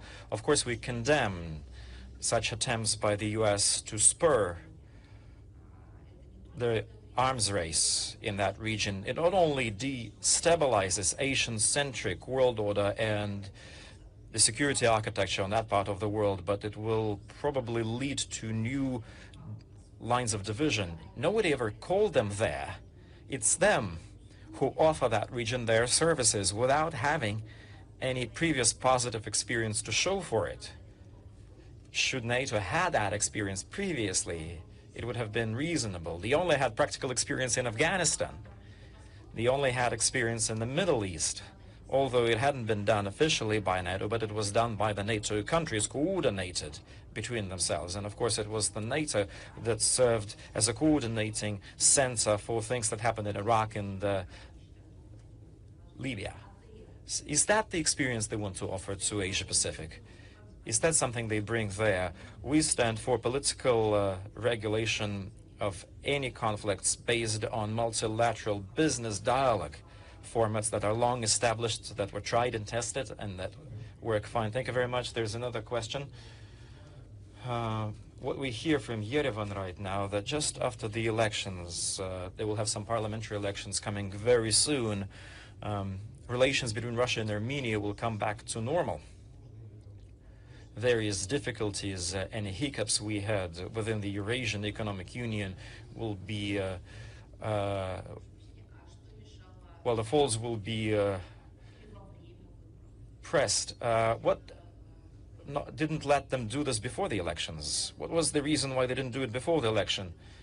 You know, there is a Russian saying from a Russian cartoon, I've been evil because I hadn't had a bicycle. Now I have it, and I'm not evil anymore. It's as funny as quoting a Russian cartoon here. We've spoke about this many times over. The Russian-Armenian relations shouldn't be impacted by the actual political circumstances. They hadn't been similar statements from our side, and we don't do anything like that with all the other countries in the region. What we heard was a forceful desire to drag Armenia closer to North Atlantic structures and Europe. The leadership of the Republic speaks on that. There's been some positive signals coming from Brussels. The European paratroopers, you know, that had parachuted themselves in the beginning of May in the Armenian capital. There's been a declaration on the 5th of May after the Armenia-US summit. The European aspirations of Yerevan are being welcomed. Many citizens of Armenia and many other Eurasian Economic Union partners had questions. Where does Armenia going? Where is Armenia going? Not the country by itself, but where is it being led to by the country who wanted dragged somewhere? How will it realize the obligations? How would it stay true to the obligations it took on itself within the frameworks of the organizations it's part to? We heard about the organization on the Eurasian Economic Union had never left Armenia. They had left the Collective Security Treaty Organization. Yes, that happened. We asked them questions directly when we had contacts with them. Actually, when it comes to the media and various economic operators who tried to specify, who tried to direct those questions to Armenia, once again forwarded these questions to them. We've also been asking the same, and we did this in the partnership spirit, in the spirit of partnership, but we hadn't had an answer that we got from them yet.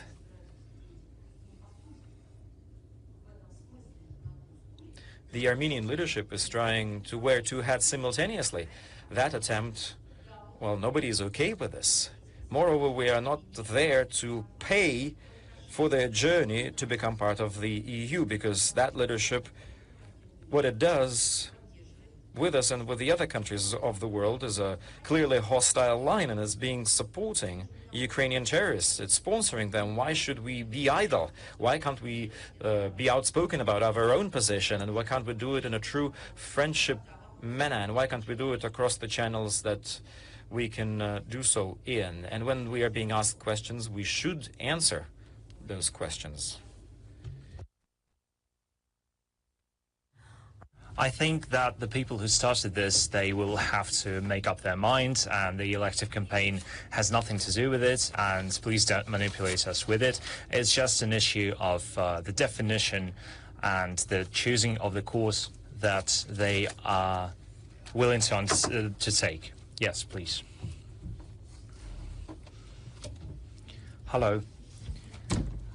RT China, I want to ask you, Japan sent its ships to the Philippines. Are the Philippines becoming the ally of the Japanese expansion? And considering that we have bad relations with Japan, can we call this the resurrection of the Japanese militarism? Thank you. I would like to correct you. Russia doesn't have bad relations with Japan. It's Japan, under duress from the United States, is undertaking steps that are jeopardizing the bilateral relations. These are different things. We did not spoil our relationships with Japan. We've always been open to constructive dialogue, and their delegation came to our country, and some Japanese representatives came to our country when they wanted to. We never denied them visas. We never denied visas to the tourists, journalists, and people from other spheres, and we never denied them the presence in our country, being in our country, but we understand that they are under extreme duress, and Japan sadly does not have the sufficient sovereignty to make these decisions, and that's their position as of now. But we are closely monitoring the actions of Japan that are being done in the framework of militarization. I agree with that. The training of the military training with other countries of the Asia-Pacific region. We are seeing the emergence of quasi-alliances that are aimed against China and Russia, and the emergence of these organizations are only ramping up the intensity of the situation. And it provides opportunities to worsen the contradictions that we are seeing right now. And this is detrimental to Asia, so we are going to continue diplomatically and publicly to understand more about this line of action. Yes, please. Thank you. In your view, what goals have Russia achieved in the information confrontation with the West? Can we see that Russia has managed to shape an alternative international narrative? Thank you. You know, we never had an objective to show initiative to confront the West in the information sphere. We saw the systemic, prolonged, that happened for years, approach of informational campaign against Russia, and I think this anti-Russian informational campaign of the West does not have an expiry date. It's not tied to certain events. It's just a loaded, toxic atmosphere that they are trying to form around our country in the media. I gave this example already, and I will give it again. For many years, I worked in New York. I worked with media and public relations, and of course, I constantly watched American TV, news and entertainment, specialized channels. I read papers. I was on the internet, and I made this conclusion for me. It was from 2005 to 2008. Even back then, when there were no global problems between Russia and the United States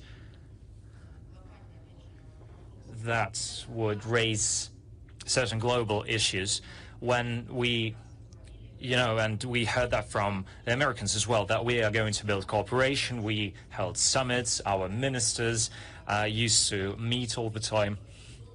We did not see any sets of sanctions, but even back then, I understood that what I was seeing in the media about Russia, I called this, I'm going to say that in English because you asked me in English, and we are talking about English media. Zero good news policy. Вот, понимаете, когда мы говорим о стране... When we are talking about a country or a people, even when they're facing problems, even when they're facing challenges, even when they are facing difficulties, there are always good things happening.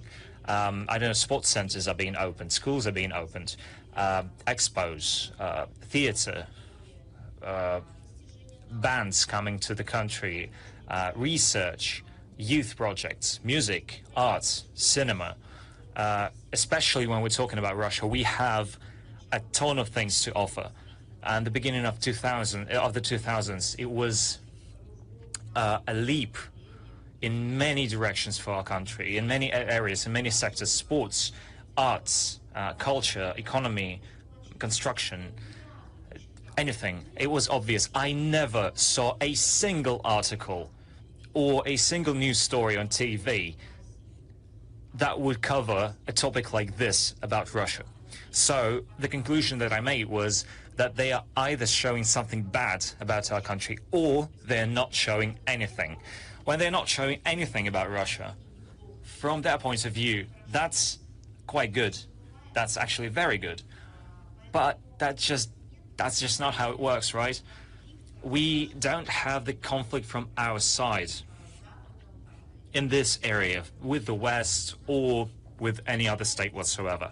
We have a real perspective, and we're seeing the real fact that the West, for decades and even longer, has been waging a prolonged informational, I can say, war or confrontation with our country, with our people. It's not due to lack of information. It's due to the initial idea that is aimed at a forming of the perception of Russia exclusively through negative narratives, through negative messages, negative news. I am absolutely positive that the perspective should be objective. It has to cover bad things, of course, but it also has to cover good things and neutral things. I have seen articles about performances in the Bolshoi Theater. In 3 years, I only saw 2 or 3 articles like that, but these performances were also aided by American counterparties, so maybe they made sure that this information made it through to the papers. I saw some decent TV stories. I mean, without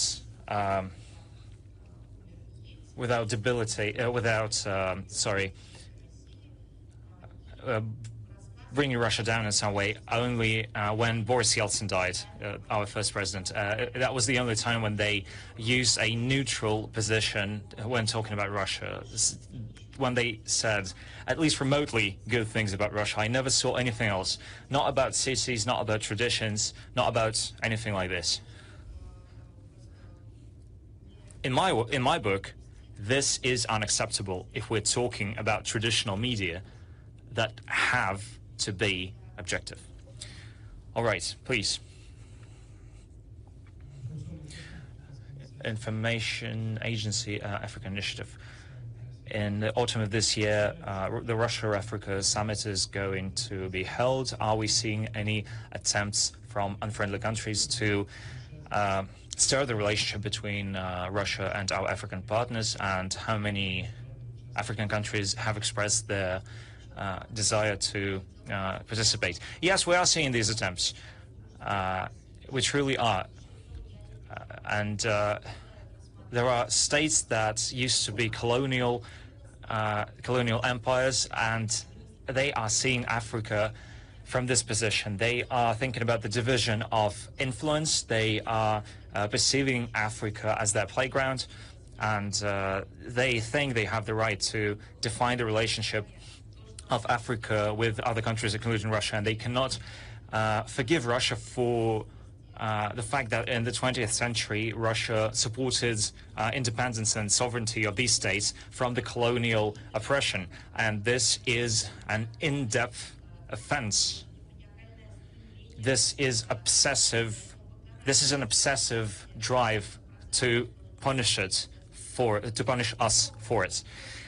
And the Soviet Union gave a lot of aid to the African countries in order for them to gain independence.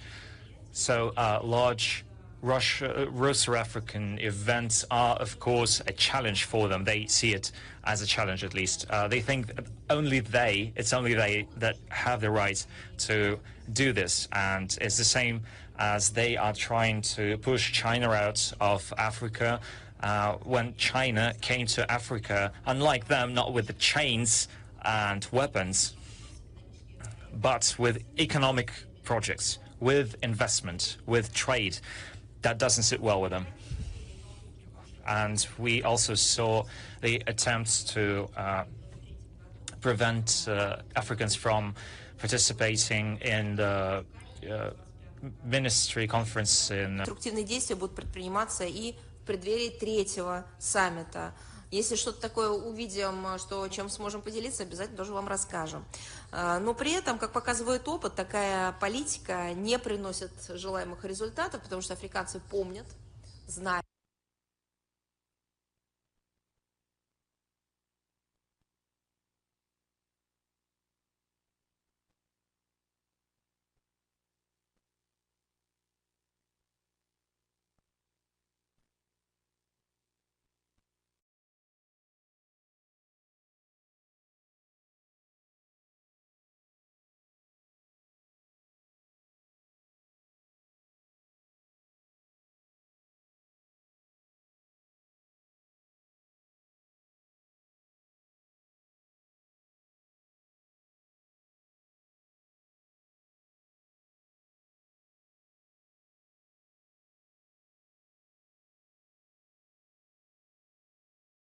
Those who have been their friends for decades, and through that strike to find themselves in the situation where they face additional difficulties, so to speak.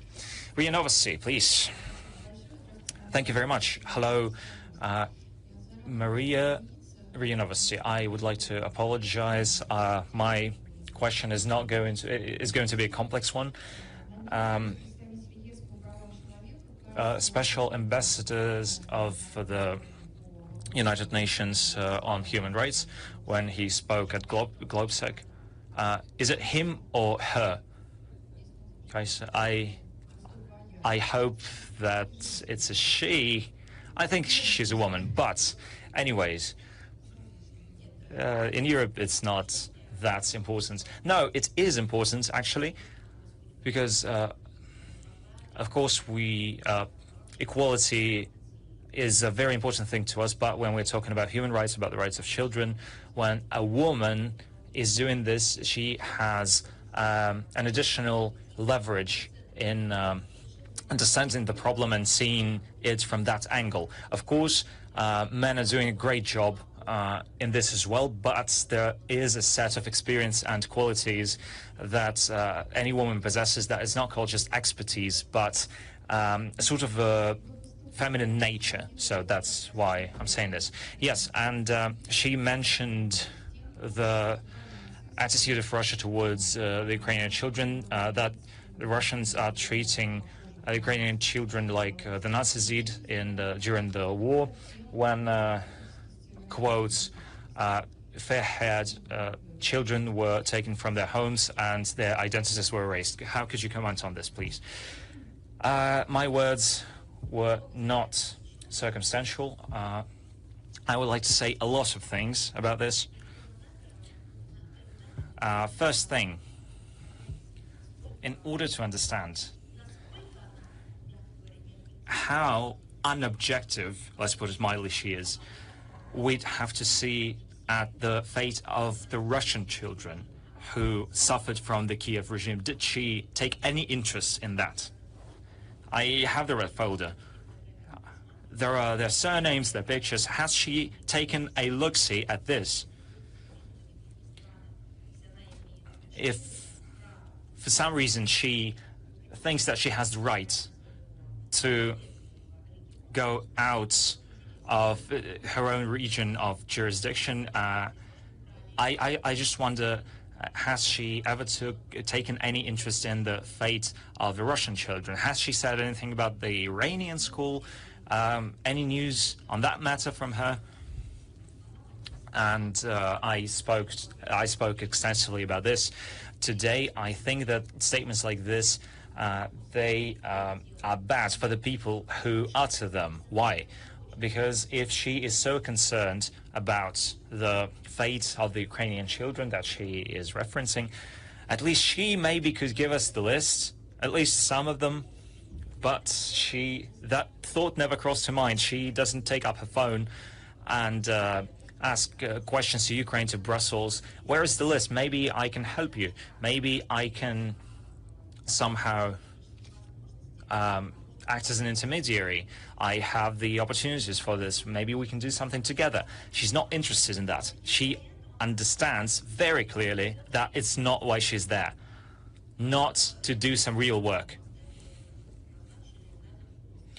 When she got assigned this position, she was approved as she was approved for this position. It was the first day when she started working. How many days elapsed before she went to Starobelsk? I'm talking about a Russian official, of course. I'm seeing comments even now. She made statements not long ago. She is not talking in ready-made phrases. She's talking about people, about fates, and about some real help. Let's move on. Maybe this Kaiser, I think she's Kaiser right now, right? Maybe she knows better how Nazi camps operated. Maybe she has some personal experience. I'm not really sure, but let's just give a brief overview of this. First, Russia's efforts for saving children from war zones. When Europeans talk about this, they use the words deportation, kidnapping, stealing, and the media, in the media they say thousands, hundreds of cases, but there are no facts to this, and the Europeans have never given a single fact to anybody. Why don't you ask them? Write them letters, write them notes. If she touched upon this topic, maybe she has some substance to it. At least 100 names. Let's not talk about the thousands. 100 names. But I'm going to assure you she's not going to do this. because, again, it's not why she's there. Brussels doesn't want to look at the facts that confirm the falsehood of these claims. But they are ready to take this campaign, this appalling campaign, the flavor of comparing Russia's actions to those of the Nazi Germany, and the Euro Parliament is doing this.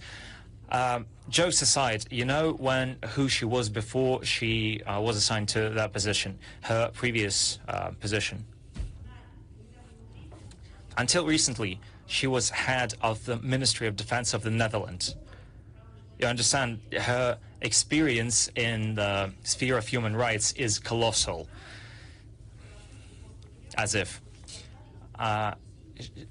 She knows that, does she know that the children were horribly killed, that their blood was transfused to German soldiers, that they were subjected to horrific experiments in Latvia and in Poland?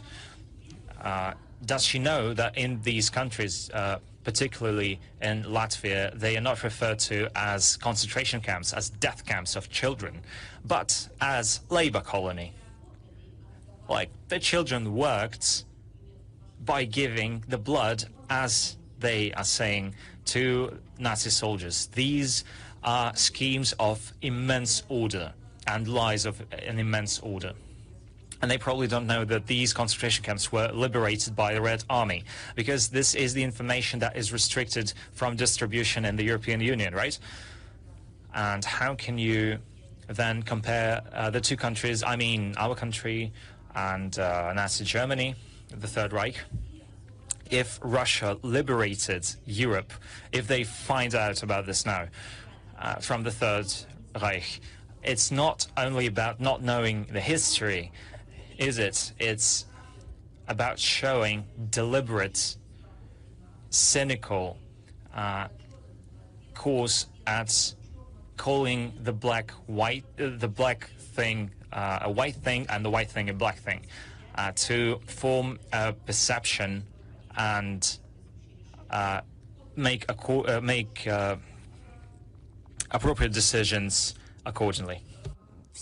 Revision, all kinds of fakes and so on and so forth. But let us also recall the way the European Union truly treats the human rights issue through the example of what they have done to the Foundation for the Support of the Contemporaries Who Live Abroad, because they introduced and mentioned it into the sanction list of the European Union, what the foundation was doing, assisting people who ended up being in trouble, no matter the old or the young, all those who required help and support.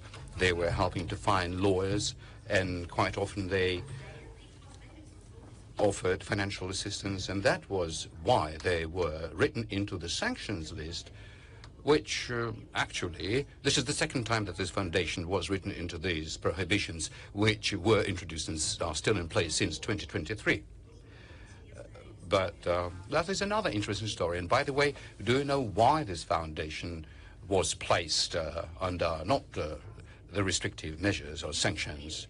Direct prohibition in the respective regulations by the EC Council, black against white. It says that this time the foundation was punished for a consistent work against xenophobia and the attempts to falsify history within the current European realities. This kind of an activity, if it is related to Russia, immediately is being equaled, direct quote unquote, as a threat to the stability and unity of the European Union, by way of disinformation. If the rights are being violated based on the ethnic principle, what is the problem? What kind of nationality are they? Russians? This is no violation in this case, and that is why those who defend the rights of the Russians can be punished. That is a Nazism in its core. The European public must not know the truth, not only about the Ukrainian conflict, but also about the inconvenient pages in the history of Europe and the current troubling trends in the European Union itself related to the extreme manifestation of racism, the language of hate. Actually, just look at the way the anti-Semitism is gearing up there as well. The less available this information is, this kind, the simpler it will be to those who champion confrontation with Russia to replace historical facts, to slander and everything that they like and enjoy doing now. Let's talk about the so-called stolen Ukrainian children. What I would like to draw attention to, and you maybe would draw her attention to it, once again, I shall reiterate, if she's so worried about the fate of these or any kind of children, we are looking forward to receive information from her. The lists, the names, some sort of a descriptive part, but there is information that is already available to her, but she is not paying any heed to it. Let's together help her do this.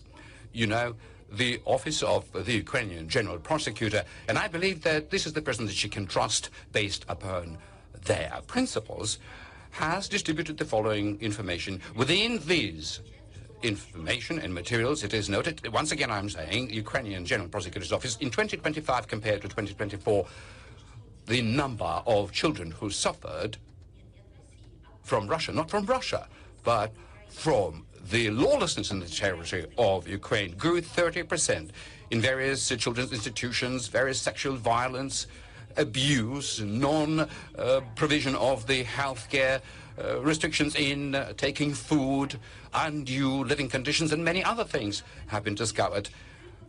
214 criminal cases have been opened within the Ukraine itself.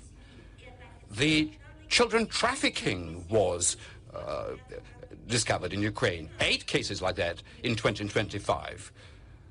Well, I suppose that this non-lady, Olive Green, should be interested in the fate of the Ukrainian children who were brought into the countries under her responsibility, the European countries. Let us also help her by making references to the Kiev authorities based on the data. This is the National Social Security Council, its proper name, National Social Service of the Ukraine. So based on its data in 2022, 292 orphanages were relocated from the territory of Ukraine.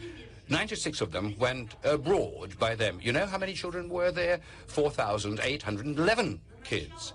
At the beginning of 2026, out of 1,340 children currently are remaining abroad. In Poland, 449, in Germany, 359, 112 in Italy, 100 in Spain, 178 in Austria, 64 in Romania, in Netherlands 33, in Israel 29, in Lithuania 27, in Turkey 7, in Croatia 7, 1 in Greece.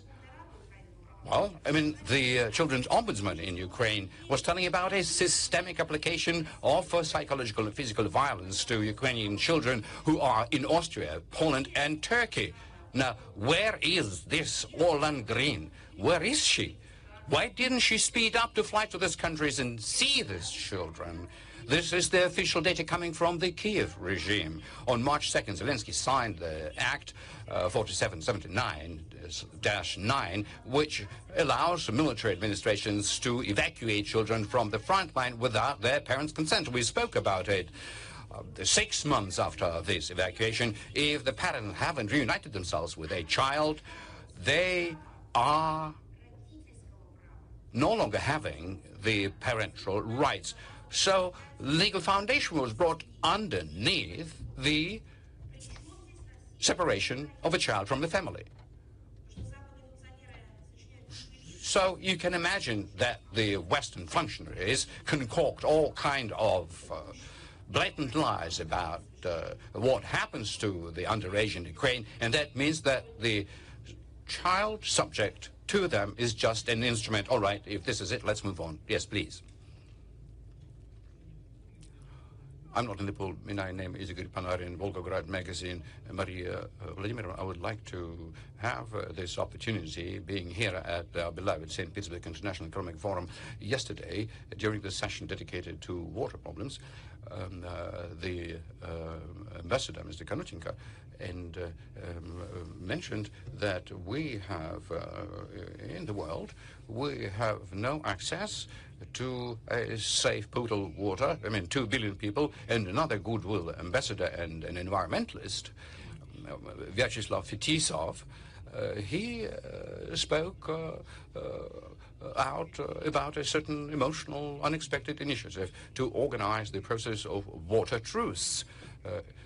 This is an allusion to Rudyard Kipling, if you may recall. Clearly, we're not diplomats, we're not lawyers, we are the environmentalists, and we communicate by using certain notions, but maybe within this particular proposal by Vyacheslav Fetisov about the water truce, you may see here a certain rationale. Well, thank you very much. I would like to say that Vyacheslav Fetisov is the one that Ministry of Foreign Affairs is maintaining a very close contact with. We are interacting in every possible way. We are providing assistance and are grateful for the initiatives, and moreover, the initiatives that has already been done, which he, based on his natural talent, in a very creative kind of approach, promotes and implements. It's a great, brilliant idea of a truce within any context.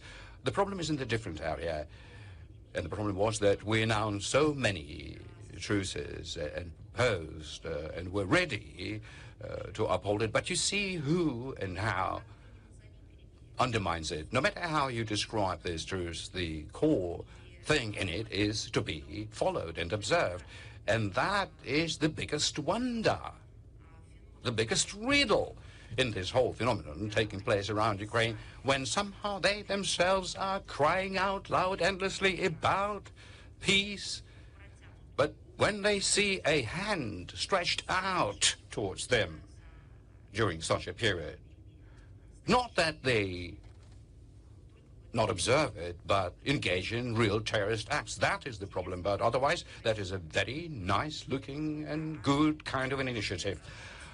Now, if I may, as far as I understand, we have the reporters who are attending this session online. To be honest, may I, for example, Town News Information Agency, let's hear that question, please. Good afternoon, Maria Vladimirovna.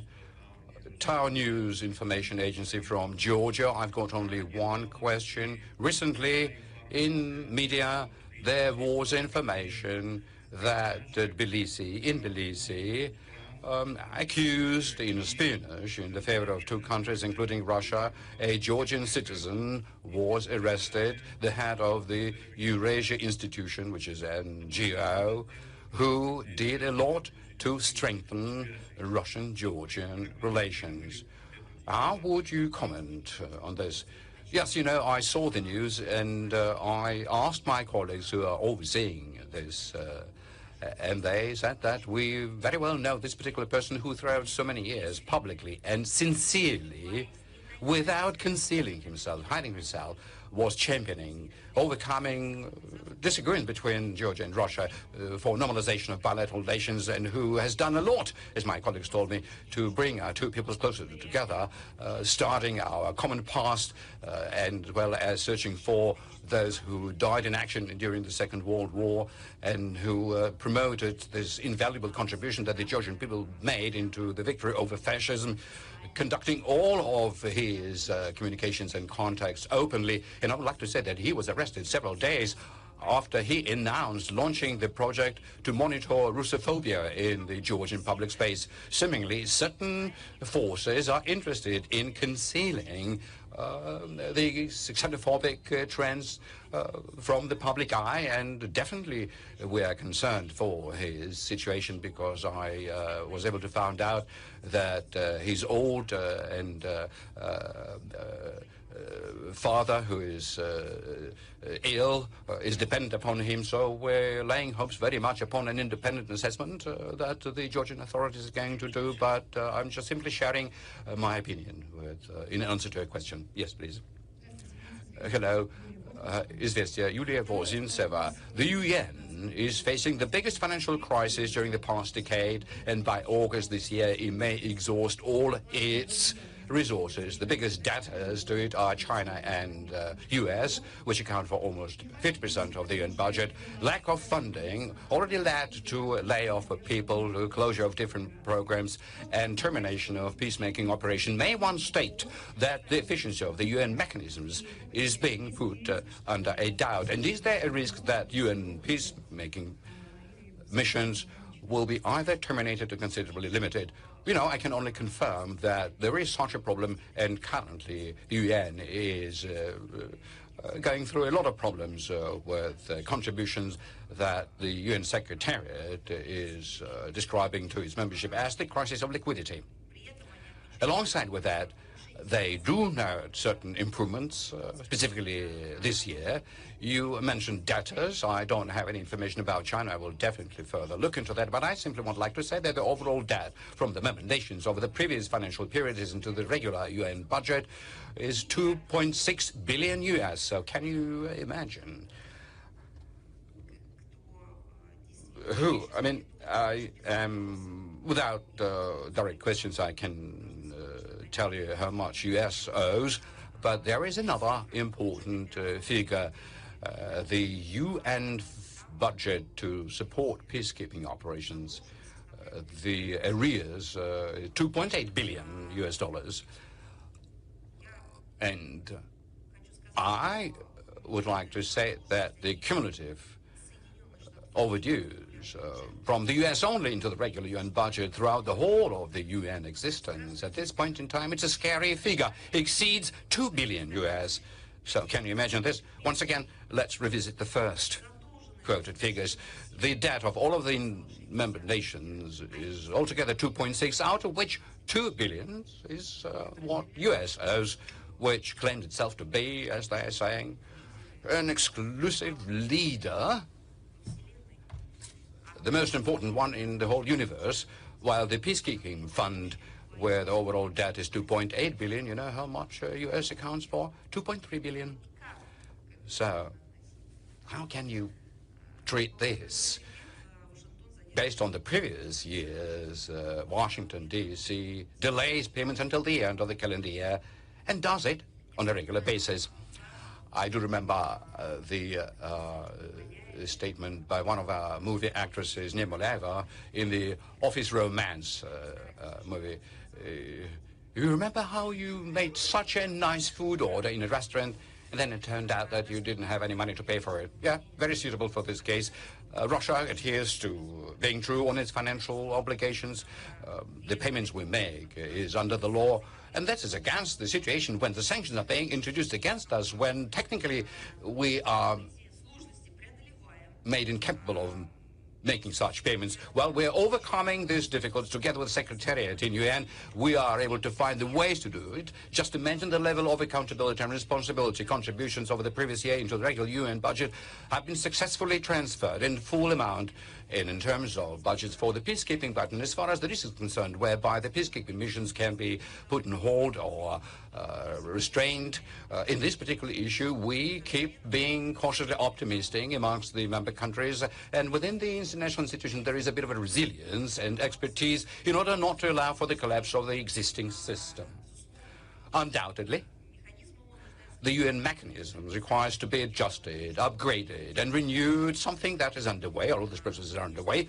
But of course, the key to the resolution of the existing problems, first and foremost, in the area of the financial discipline of the part of the countries which are represented there, and actually very broadly represented, if one should bring it down to the level of occupation, are represented at the level of Secretariat in its key positions. So you made a nice payment, and then you ran out of money. Well, you have to pay regularly and timely. And we're calling upon all of the UN members, first and foremost, upon those who have such colossal debts, to make the necessary contributions on a timely basis. All right, let's move on, please. Good afternoon, Maria Vladimirovna. News.ru publication, internet publication. For example, Peter Magyar, the Prime Minister in Hungary, assured NATO that his country continues to refuse to supply Ukraine with any weapons or material. EC commented by saying that it won't give up on the Russian gas. What is the Moscow's attitude towards the position of the new Hungarian administration on the Russian gas and its refusal to supply Kiev with weapons? Well, you know, you've really put up a lot of topics to consideration. It's not just simply our position that we like someone and we dislike somebody else. Our principal position is in an impermissibility to finance international terrorism. It is absolutely evident to everybody that the Kiev regime is engaged in terrorist activities. The ideology pursued is based upon the Nazi principles. And any country which is financing such atrocities and supplies weapons in the first place, politically supports, is an accomplice. It is a participant in financing international terrorist activities. Now, with regard to the energy issue, Brussels remains intent on giving up on the Russian energy. Irrespective of the interests of their member countries, they're not really paying any heed to it. If you remember, in January, the European Union adopted the regulation on a staged termination of the import of the Russian natural gas no later than November 2027. Having fully ignored the opinions of Slovakia and Hungary, actually others also have certain opinions, but they are afraid to voice them. De facto sanction limitations have been cleared as a trade measure by the qualified majority, bypassing the principle of consensus, which has always been considered solid. And that helped to close eyes upon the interests of Budapest and Bratislava. In response, on the 2nd of February, Hungary submitted a claim against it to the European Court to reject it and compensate all of the legal fees that it will have to take on.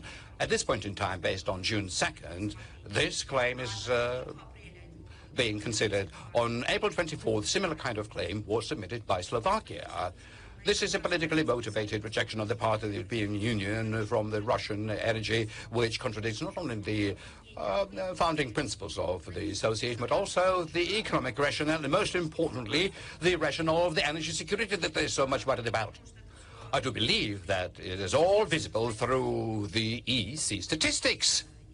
Look, if you compare the indicators of the gas price and the energy average throughout the European Union and separately in Hungary, then according to the recently published data by the European Office of Statistics, in the second half of 2025, prices for gas for the Hungarian households, considering taxation, were 3.6 times lower than the average level of pricing in European Union, 34 euros for 1 megawatt hour, against 122, even more than that, practically 123 euros for 1 megawatt hour, while the electricity power are 2.7 times lower than in the European Union.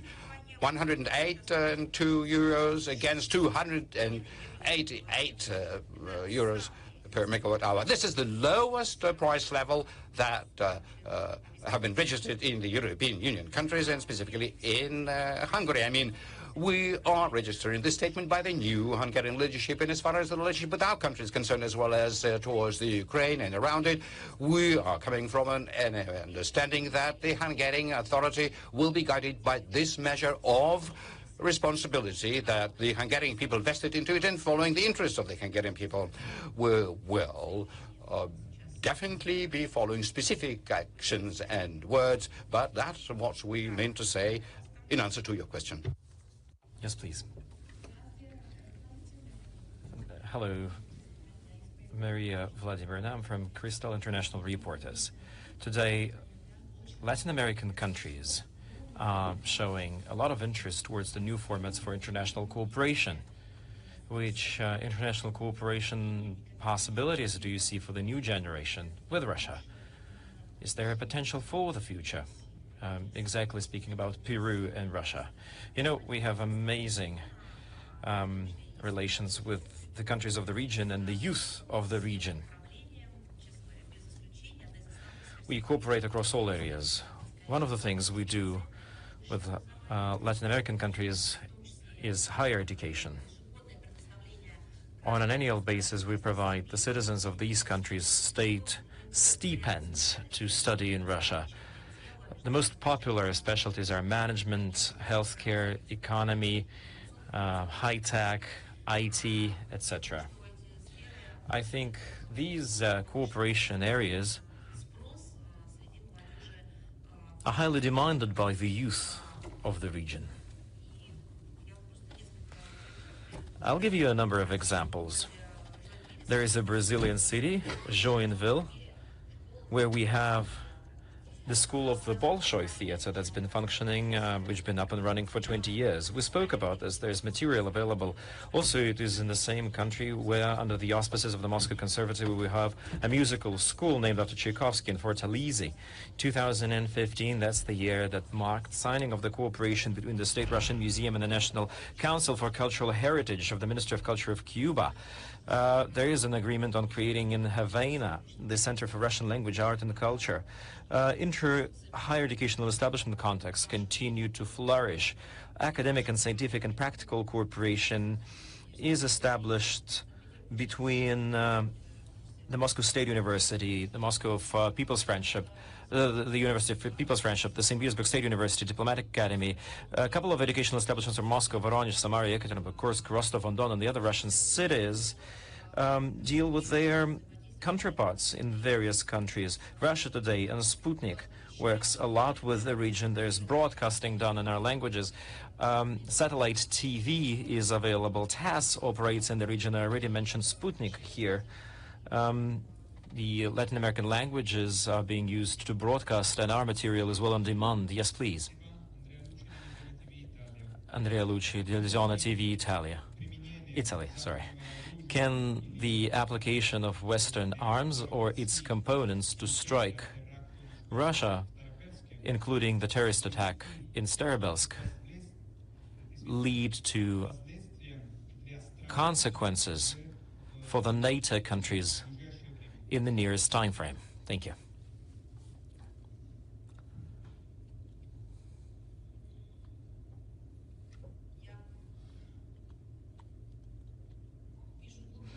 I see the depth of your question.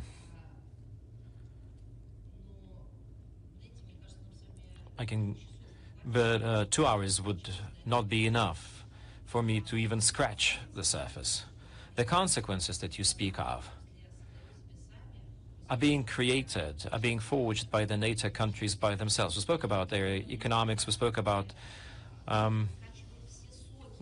militarization that squeezes the countries dry of the European Union countries. You've heard of the expression, monkey business. So instead of investing into economy, culture, education, healthcare, what they do is they're not just improving their defense opportunities, they are getting armed to the teeth, and they create consequences for the military, they create prerequisites for the military conflict. The questions you ask me should better be addressed to the citizens of the European Union, because it's all done for the money of the European Union citizens. The NATO had stolen opportunities, had stripped the European countries of opportunities to continue doing business with Russia. And in particular, for the Italian business, it's of detrimental effect. So what have you got in return as Italian citizens for being involved in the anti-Russia activity? First and foremost, you got people who call themselves Ukrainian refugees. I congratulate you with this, because now it's your pain, and it's not a financial and economic problem, it's more of a social issue now, and it's fallen into your hands. What have you got in terms of energy security? Your energy security received a blow that it cannot shake itself off. You see the prices soaring for energy and fuel, which again translates into the product prices. You've had our humanitarian ties severed, and tourist flows had gone down because you are forced to impose limitations. Our people who cannot come to your countries because our payment and settlement systems had been blocked. People are not coming to your country because the Italian government participates in financing the Ukrainian regime. What's it in for you? What are you getting from it? When you've been told that Russia violates the human rights or performs the acts of aggression against Ukraine, I've given you examples of what Ukrainian regime does. And I've shown you how human rights have been violated for decades there.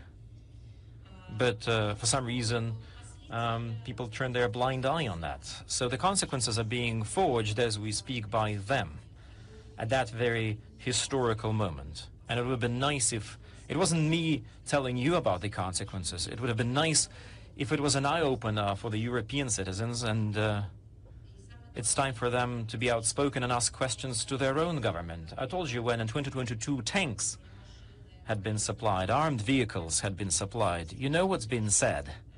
That it will bring the conflict to a close with the Ukrainian regime coming to the top. Some European countries had even said that it will open up new potential for economic development, that now Russia could be dictated after the alleged Ukrainian win. But you know how it came to be. So the question shouldn't be asked to me, it should be asked to your own people, to your own citizens, to the leadership of your country, and of course political parties. Almeidin, do I remember it correctly?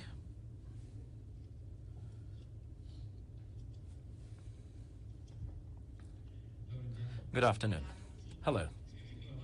Thank you very much for organizing a trip to Lugansk, because it gave us a lot of opportunities to prove to our viewers that the terrorist attacks had been there. And there is one school of thought, one principle of non-philosophy of the West. Yesterday I spoke to Rick Sanchez, who was attending us on that trip, who was following us on that trip, and he told me that he approached many people who were there and he asked them the same question. What's next to this college? What is located next to that college that would have been of military interest? And he said that not a single person, no one. And he addressed people who had been pushed to the extreme by that tragedy. And when people are pushed to the extreme, when they're stressed and exacerbated, when they're being stressed and they are being because their kids have died. He said that not a single person could ever locate, could ever show at something in the nearby location that would have at least remotely have something that is of military significance or of military importance. There is no military warehousing, nothing. And the second thing that I would like to say here, they've been heating knowing that they're killing kids. Moreover, they've been trying to kill those who were trying to save and salvage those kids. What are we even talking about? Should have been a military target, or at least something that is presumed a military target by the other side. They would have never agreed to secondary blows and secondary attacks, secondary shelling on those who were saving the kids from the rubble. So that logic fails, especially when you arrive to the spot and when you've observed and seen that there's nothing on the spot that the Kiev regime claims to be. That's exactly what happens. So they hit for the second time. They hit the kids and families in Lebanon. And a second question, Israel constantly threatens and constantly shells cities and cultural objects from the UNESCO heritage list. For example, there is a city in Lebanon that they're hitting. So how does Russia treat those strikes? Our view on the situation, the Israel's activities in Lebanon are well known. We have been voicing them many times. В русло политико-дипломатического регулирования продвигаем этот подход как в ходе двусторонних контактов с зарубежными партнерами, так и в рамках работы на международных площадках. Наше видение путей выхода из ливанского кризиса было подробно изложено постпредом России при ООН Василием Небензей на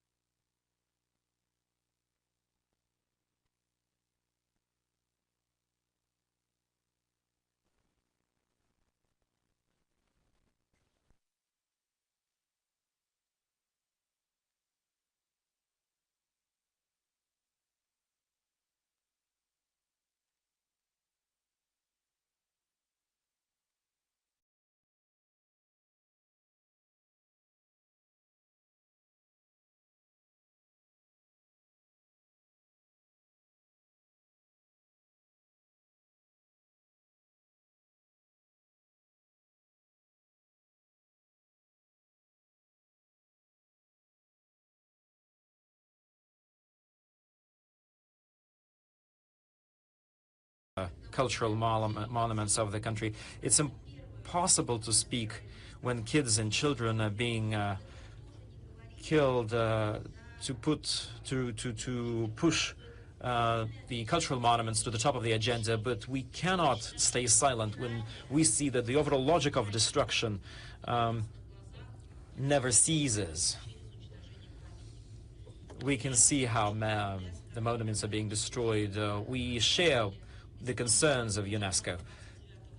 And our view on that had already been reported on the 29th of May, where the Crusaders' castle next to Bafu had been hit, which needs to be protected according to the Convention of 1954 on the protection of cultural values in case of an armed conflict. The city of Tyre, the threat of destroying it, also is being set out there. During any conflict, the parties should make whatever it takes, should undertake whatever efforts to protect those objects of culture. The barbarian destruction of such monuments is inadmissible. We call on ceasefire right away. We call on removing the Israeli forces from the Lebanon territory. It would have allowed to settle in a political manner and diplomatic manner based on the resolution of 1701 of the Council of the Security Council of the UN, where the obligations of the parties are clearly prescribed. We continue to support the unity and territorial integrity of the Lebanese Republic. We are ready to cooperate with regional and international partners. We see it possible to continue our efforts to ensure that the overall situation is settled. Do we have Uzbekistan? Do we have Sputnik Uzbekistan now online? Good afternoon. Evsiya Yermashina, Uzbekistan, Sputnik. I have a question. Our national football team, the only CIS team, will soon participate in the World Cup. Will the Ministry of Foreign Affairs of Russia favor Uzbekistan during the Mundial? Is it okay if we support you wholeheartedly? Is it okay if we put our whole heart to that? Because we really want to sincerely support, and there's a lot of happiness about it. That's a great sporting achievement, and there's no irony in my words. We'll definitely be rooting for Uzbekistan. Will be shouting out.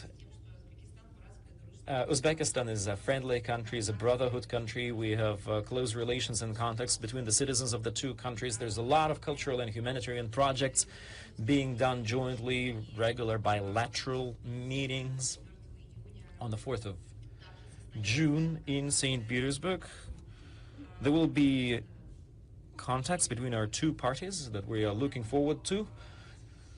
Not just that, there is another interesting project related to the energy sphere, and I think we'll hear about some developments today, but that's for the administration of our president to say something about that. Now, when it comes to Uzbekistan participating in the World Cup, Football World Cup, we're extremely happy for you, and we wish you all the best.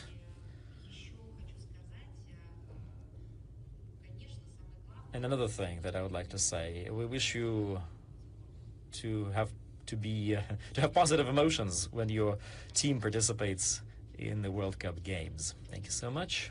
We have a next question now.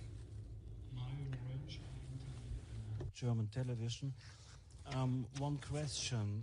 Right now, at the moment, we have in Germany one of the incompetent and most dangerous governments in the world. The relations with... Это ваша проблема. Well, that's your problem. That's your problem to have, not ours. I'm really sorry for that. Cultural and economical relations are almost destroyed.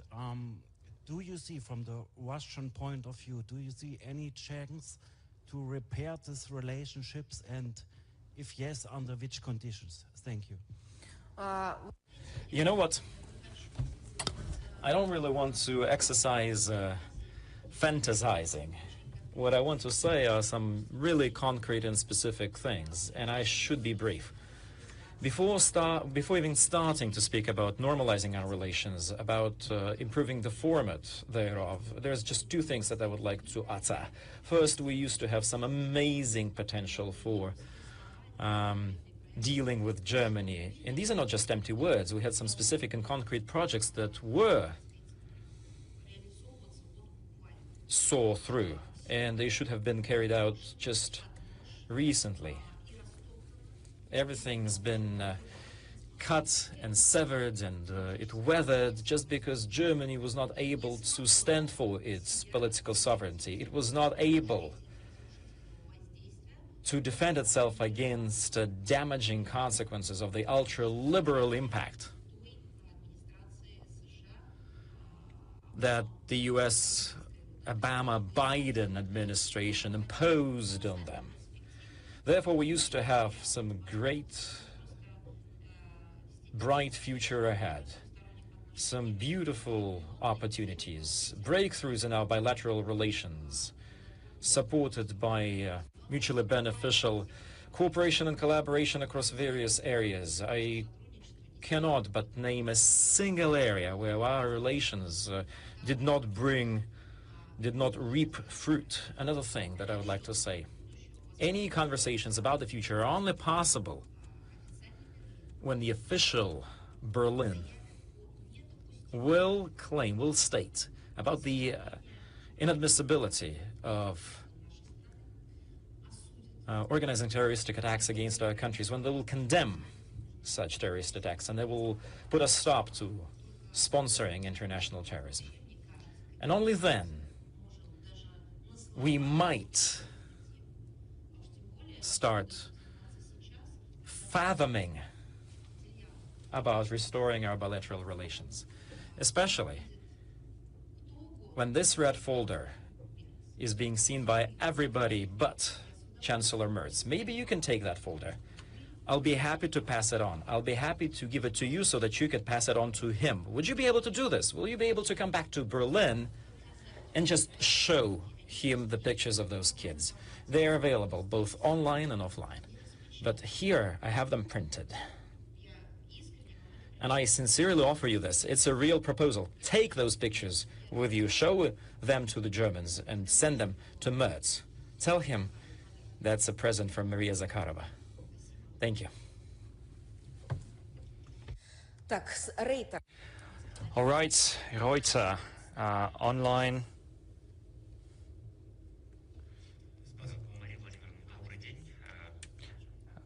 Hello, Maria. I'm sorry, Reuters is online, but we are going to get back to you shortly. Hello, Maria, we're here. And our question is connected with Armenia. You have touched upon this topic today in the briefing, but nevertheless, a number of observers, for example, Ursula von der Leyen, are calling the measures that Russia takes to curb the imports from Armenia a punishment for pro-West activities of Yerevan, from the side of Yerevan. But Pashinyan, when he was talking with his electors, Armenia's partners are threatening the country. Do you think this statement is true and justified about this policy that Russia is allegedly following in relation to Yerevan? I sincerely thank you that you used the word allegedly, because otherwise my answer would have been different. But you did exercise restraint and showed professionalism when you used the words, when you uttered these words as a quote. And you said that some observers are calling these things a punishment for pro-West sentiments of Yerevan's. But when did we not have restrictions? When we didn't have restrictions of imports from Armenia, was it back then? Was this like a reward? Was this overlooked? Was this the norm? In our understanding, there is such a thing as a development of bilateral relations, and there are problems in these bilateral relations, and they can be resolved through political and diplomatic contacts, through sincere and trustful dialogue that we've always had with Armenia. And I also have a second question. What is the name of that these observers, as you say, give to the 35,000 sanctions that are being imposed on our country? Are they also called the policy of the whip? Are they asking themselves the questions, is this policy objective? Is this productive? Is it bearing fruit? Or maybe we should use not the stick but the carrot? When we were helping Armenia across all sectors, energy, culture, humanitarian connections, providing opportunities for the citizens of this country to use the goods that Russia can provide, finance, trade, energy, by the way. You can ask what is the price that Yerevan pays for certain resources and how much money they're saving on it. How are ethnic Armenians feeling in the territory of our countries, or those people who have the Armenian citizenship but have the opportunity to live and work in Russia? So when all of this for decades has been happening for decades, how do these observers call it? Why aren't they saying that Russia gave too many carrots, right? Or maybe they should ask the question, maybe they're becoming allergic to our carrots. Why are you saying this? Why are you using cliches? Thank you. We have just deconstructed and destroyed these cliches. So I'd like to cut all possible insinuations on that matter and reconfirm that imposing sanctions, unlawful sanctions, bypassing the monitoring organizations, this is not our method, and we're against this policy against any state.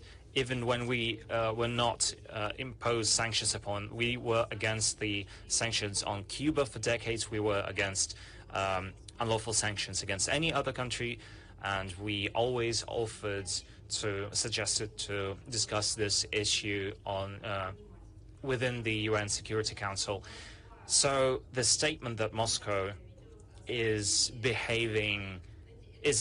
not exercising the right behavior towards Armenia is distorted logic. And it's frankly unacceptable, because you have to come up with this idea. What is the manner in which our behavior is not correct in some point, in some way? We are engaging in dialogue, in cooperation with Armenia. What threats to Armenia from Russia is there to speak of if we have supported the Republic for years and we have been its security, we're guaranteed its security, and people who have Armenian citizenship or Armenians that have families in Armenia but parts of their families are in Russia, ask them. They are going to be the ones who are going to talk about the carrots that, as you say, that we gave to Armenia for decades. As for particular restrictions that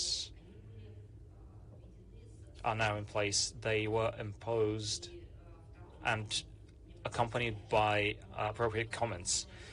And I'm sorry, but we are asking this question very respectfully. What are Armenia's plans? This is a normal question. This is a totally normal question. I gave you an example when I was talking to journalists, and everyone is, in the waiting area, and they're waiting to board a plane to get from point A to point B. And then among the passengers that everyone of which has boarding passes that they bought themselves, that they were not pressured into buying, and one of these passengers says that they're not going to point B, but point C. And everyone else is asking, okay, why did you buy this ticket? Why are you boarding this plane then? And if they know that they're going to point C, what is going to happen to them when they board the plane that is going to point B? Are they going to, I'm sorry, but are they going to come out of the plane in mid-flight by, taking out the plane window or the pressure door? So this is a normal question. If you're going to point C, okay, but take another flight. Don't check in your luggage and send it to the plane so that everyone else does not have to anticipate being cast out of the plane.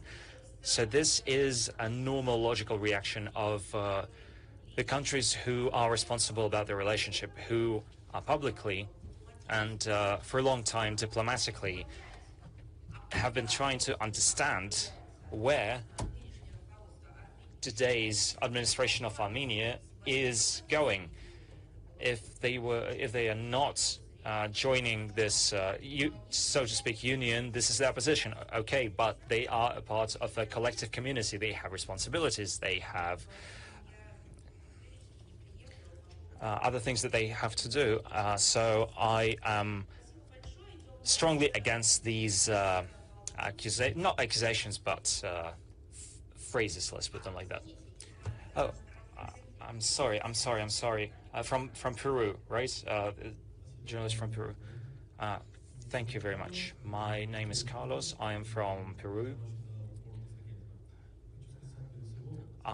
First and foremost, I'd like to say that today we are going through a period of transitioning to the multipolar world that is opening great opportunities for many people of the world, but there are serious threats as well. For example, we are seeing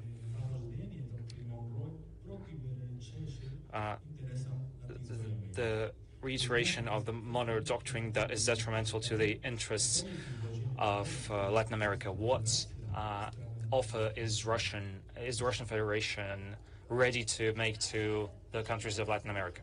The Russian Federation has made the offer to all countries of the world to develop mutually beneficial, mutually respectful cooperation based on international law. And while doing this, to understand what direction the world is going into as multipolar cooperation, not being controlled by one or two decision-making centers, but based on the possibilities, the opportunities of other countries of the world through the joining of potentials, through the historic experience, through regional options, to formulate naturally, not artificially, but naturally, these centers, and by that, in combination of these two areas and sectors, we are ready to develop relationships with the countries that are following the same approaches, without, making other countries adopt our ideology or our state structure. Of course not. We are talking that based upon respect to the history, to the traditions and rights of each other, based on international law. We are ready to build this relationship, and the world already now is trying to form this multipolar future. This offer has been made. As for Latin America, I have given you a couple of direct examples, and I'd like to say that even here at SPIEF, there is a set of events connected with Latin America, and traditionally here at the forum there are a lot of delegations from Latin American countries, and there is a Latin America section, business dialogues, Russia, Cuba, Russia, Brazil. There are a number of other events planned, meeting with partners from Latin America, entering into agreements with partners from Latin America, discussing new practical steps that you mentioned in your question. We are open to Latin American businesses and companies. We are interested in being in the region's markets. We have many things to offer: trade, business, and the development of the Commission on Research and Trade Cooperation. They work with 11 states of Latin America and the Caribbean. These are large-scale formats where people discuss and make concrete decisions on cooperation. In February, we created a commission, a higher-level commission with Brazil. Chambers of commerce, non-for-profit organizations play a huge role. For example, the Russian Committee for fostering the cooperation between Russia and Latin America, by the way, a traditional participant of the St. Petersburg International Economic Forum. Thank you. Next.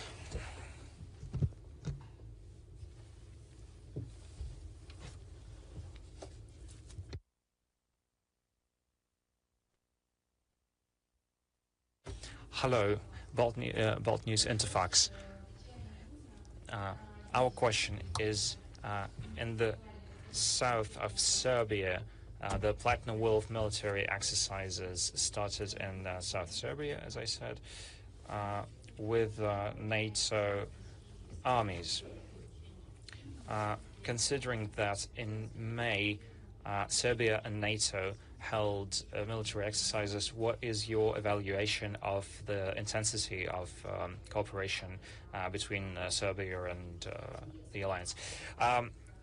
NATO have been seeing the Balkans not even as the sphere of interest, but I think this is a fitting term for this situation. This is a new cooperation of the willing. They are willing to be in the Balkans. They don't want to work with the Balkans. They just are willing to have the Balkans. They need the Balkans. They cannot conceal their temptation.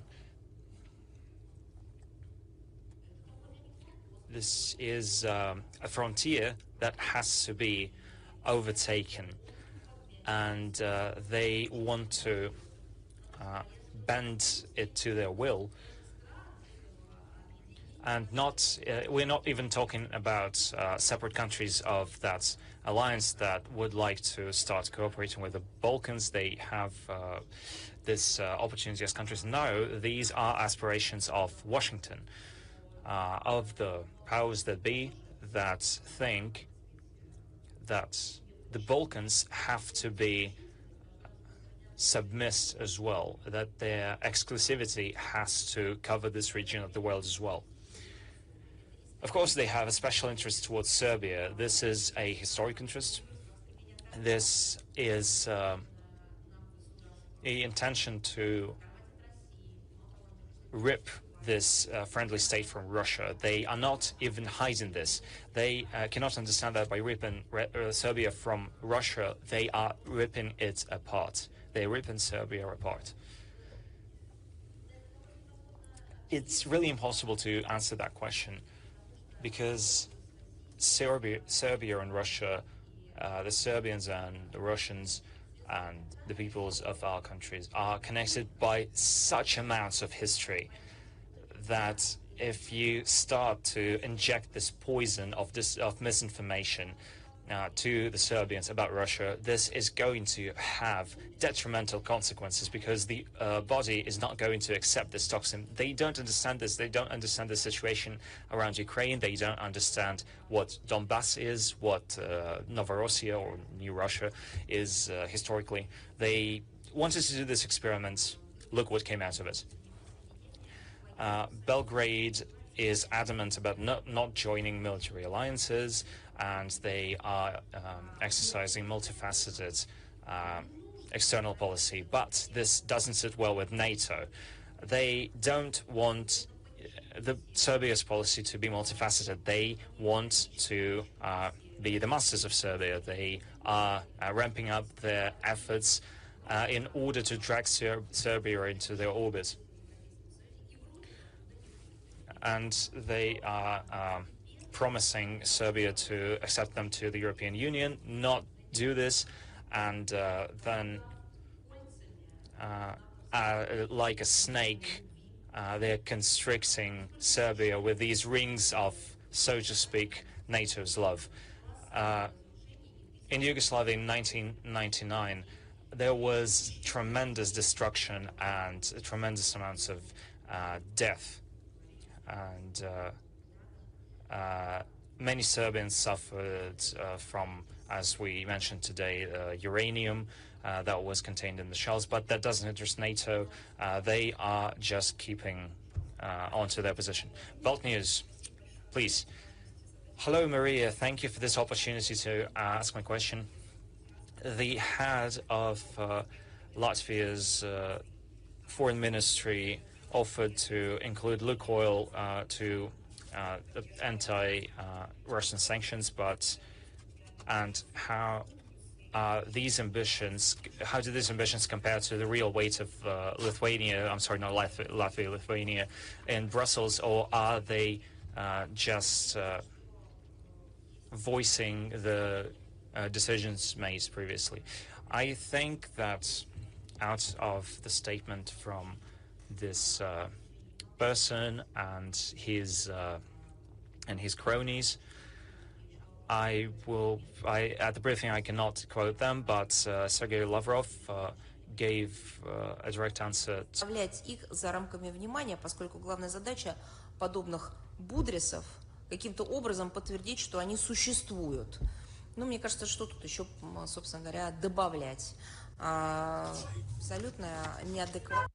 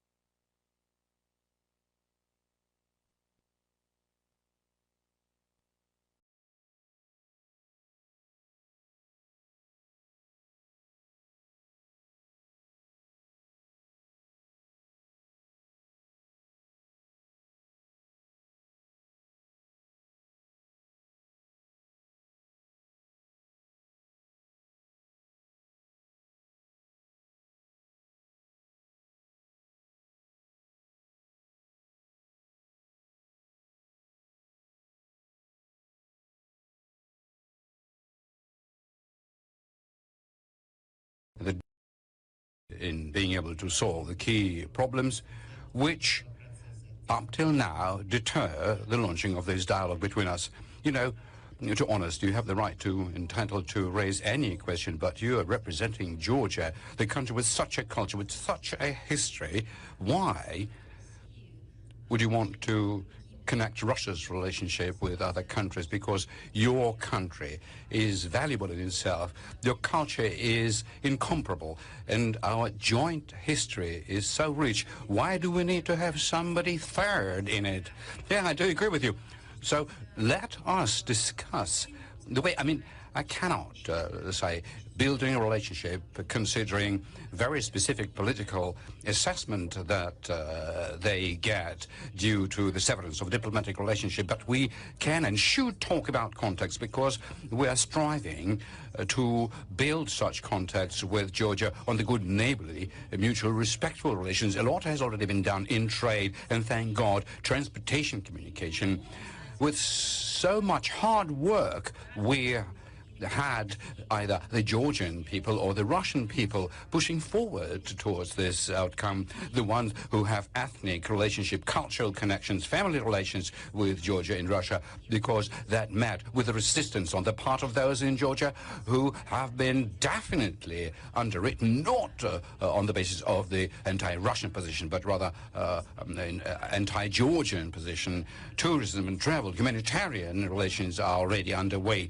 And so such connections in different areas is a great trend that is becoming stronger. And I should say that the decisions made by the President of Russia back in 2023 to renew the air communication and suspending short-term trip visas for the Georgian Russian was the predication for that, who now can see with their own eyes. And in this particular case, I would like to say this is the kind of a phrase that I'm using quite rarely, but whenever I do it with a joy, because truth does have a value to it, which is the price for an air ticket. And not only, please come around and take a look, because so many falsehoods have been told to the young generation about the Russians' attitude toward Georgians. So much nonsense over this period has been disseminated in Georgia, and even attempts have been made to do the same thing. I mean, this is disinformation in Russia. So come around in person and take a look, because our citizens are traveling to Georgia and doing it with a lot of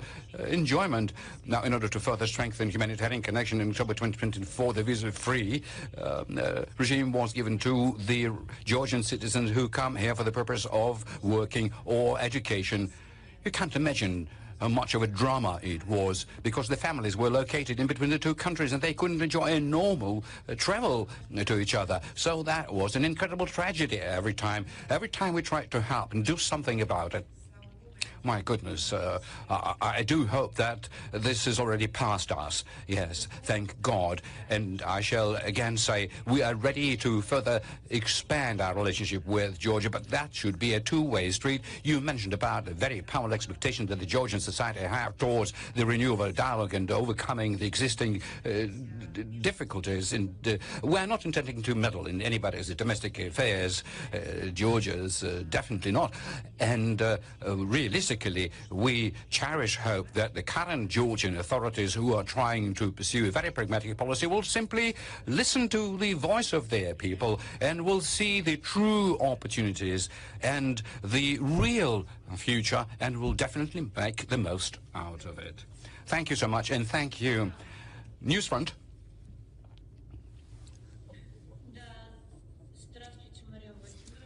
Hello, Maria Vladimirovna. Yes, hello.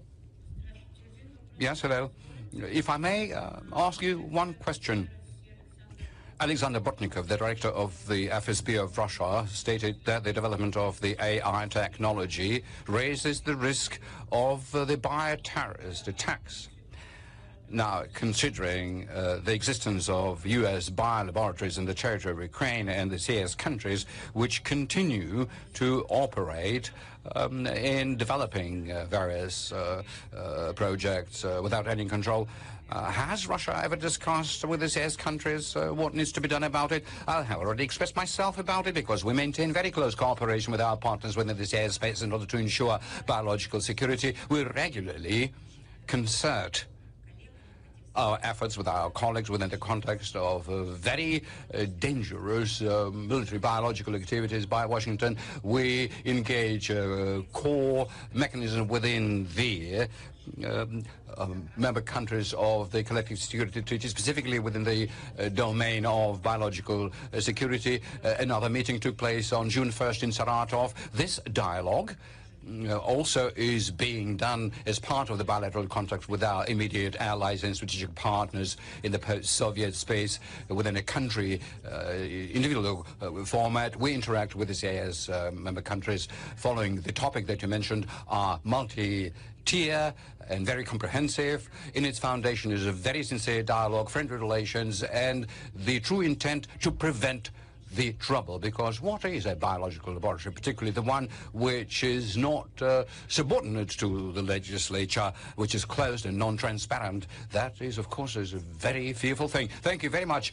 Are we having Vestnik from Kavkaz, the Caucasian Herald Agency? Yes, good afternoon, Maria Vladimirovna. In Azerbaijan, the Baku Energy Week took place that Russian companies attended, and there was a Made in Russia stand as part of the show. Also, on the fringes of this forum, the Tatarstan delegation held meeting with the Minister of Economic Development of Azerbaijan, opening the Sumgait Industrial Park. How does Russia interact with Azerbaijan in the economic cooperation, and what is the future of the Russian regional cooperation with Baku? We positively evaluate our work with Baku in trade and economics, because we have enormous opportunities and so many projects have been implemented, and there is a lot of future. Most importantly, this fruitful work is of a mutually beneficial nature, and a very vivid confirmation to that is yet another 24th meeting of Bilateral Intergovernmental Commission on Economic Cooperation, which I should emphasize successfully took place on April 16th in Zangilan. We have reached agreements on implementing mutually beneficial joint projects, and I would like to particularly highlight that the contribution into strengthening bilateral economic relation comes from the work we do at the interregional level, because more than 70 Russian regions are involved in it. But in this context, we can only welcome the forthcoming yet another 13th Russian-Azerbaijan Interregional Cooperation Forum. Overall, Moscow is aiming for the development of the whole comprehensive set of relationships, because that responds to the interests of our people, and we believe it is necessary in the immediate future to relaunch full-bodied cooperation in cultural and humanitarian area after a certain pause that took place. And so we are following a whole number of initiatives we have discussed at a high level. We are willing for the 11 Russian citizens which were put into custody last year, and we are maintaining continuous contact with their family members as well as the lawyers, and we continue our dialogue with the Azerbaijan side, covering all issues. Thank you very much.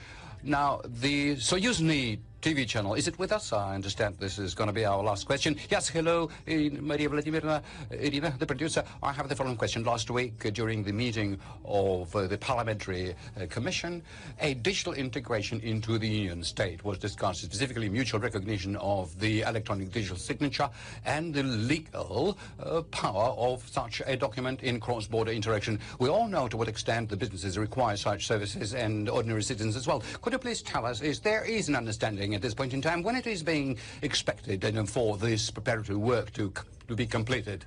Well, you know, it's not very much our issue, because I can tell you, as part of implementing the main provisions within the creation of the Union State by the Decree 2426 adopted by the High Council, the development of a common digital space is continuously being pursued as a common objective for the creation of equal opportunities for citizens and businesses. The mutual recognition of electronic digital signature, without a doubt, is one of the most relevant current issues within this context, and towards the end of the 2024 respective treaty was ratified by our countries, and so the practical execution of it will become an important step towards a full electronic documentation exchange, strengthening the stability in settlements against the growing external pressure. Now, in as far as the details are concerned, you should direct this question to the Ministry of Digital Communication, which is the head government agency. So if you forward your detailed question, then together we'll be able to prepare the respective response to it. Thank you very much. Thank you so much, dear colleagues and friends. I am grateful to you for your attention. Many, many thanks, and see you next time. Thank you as well.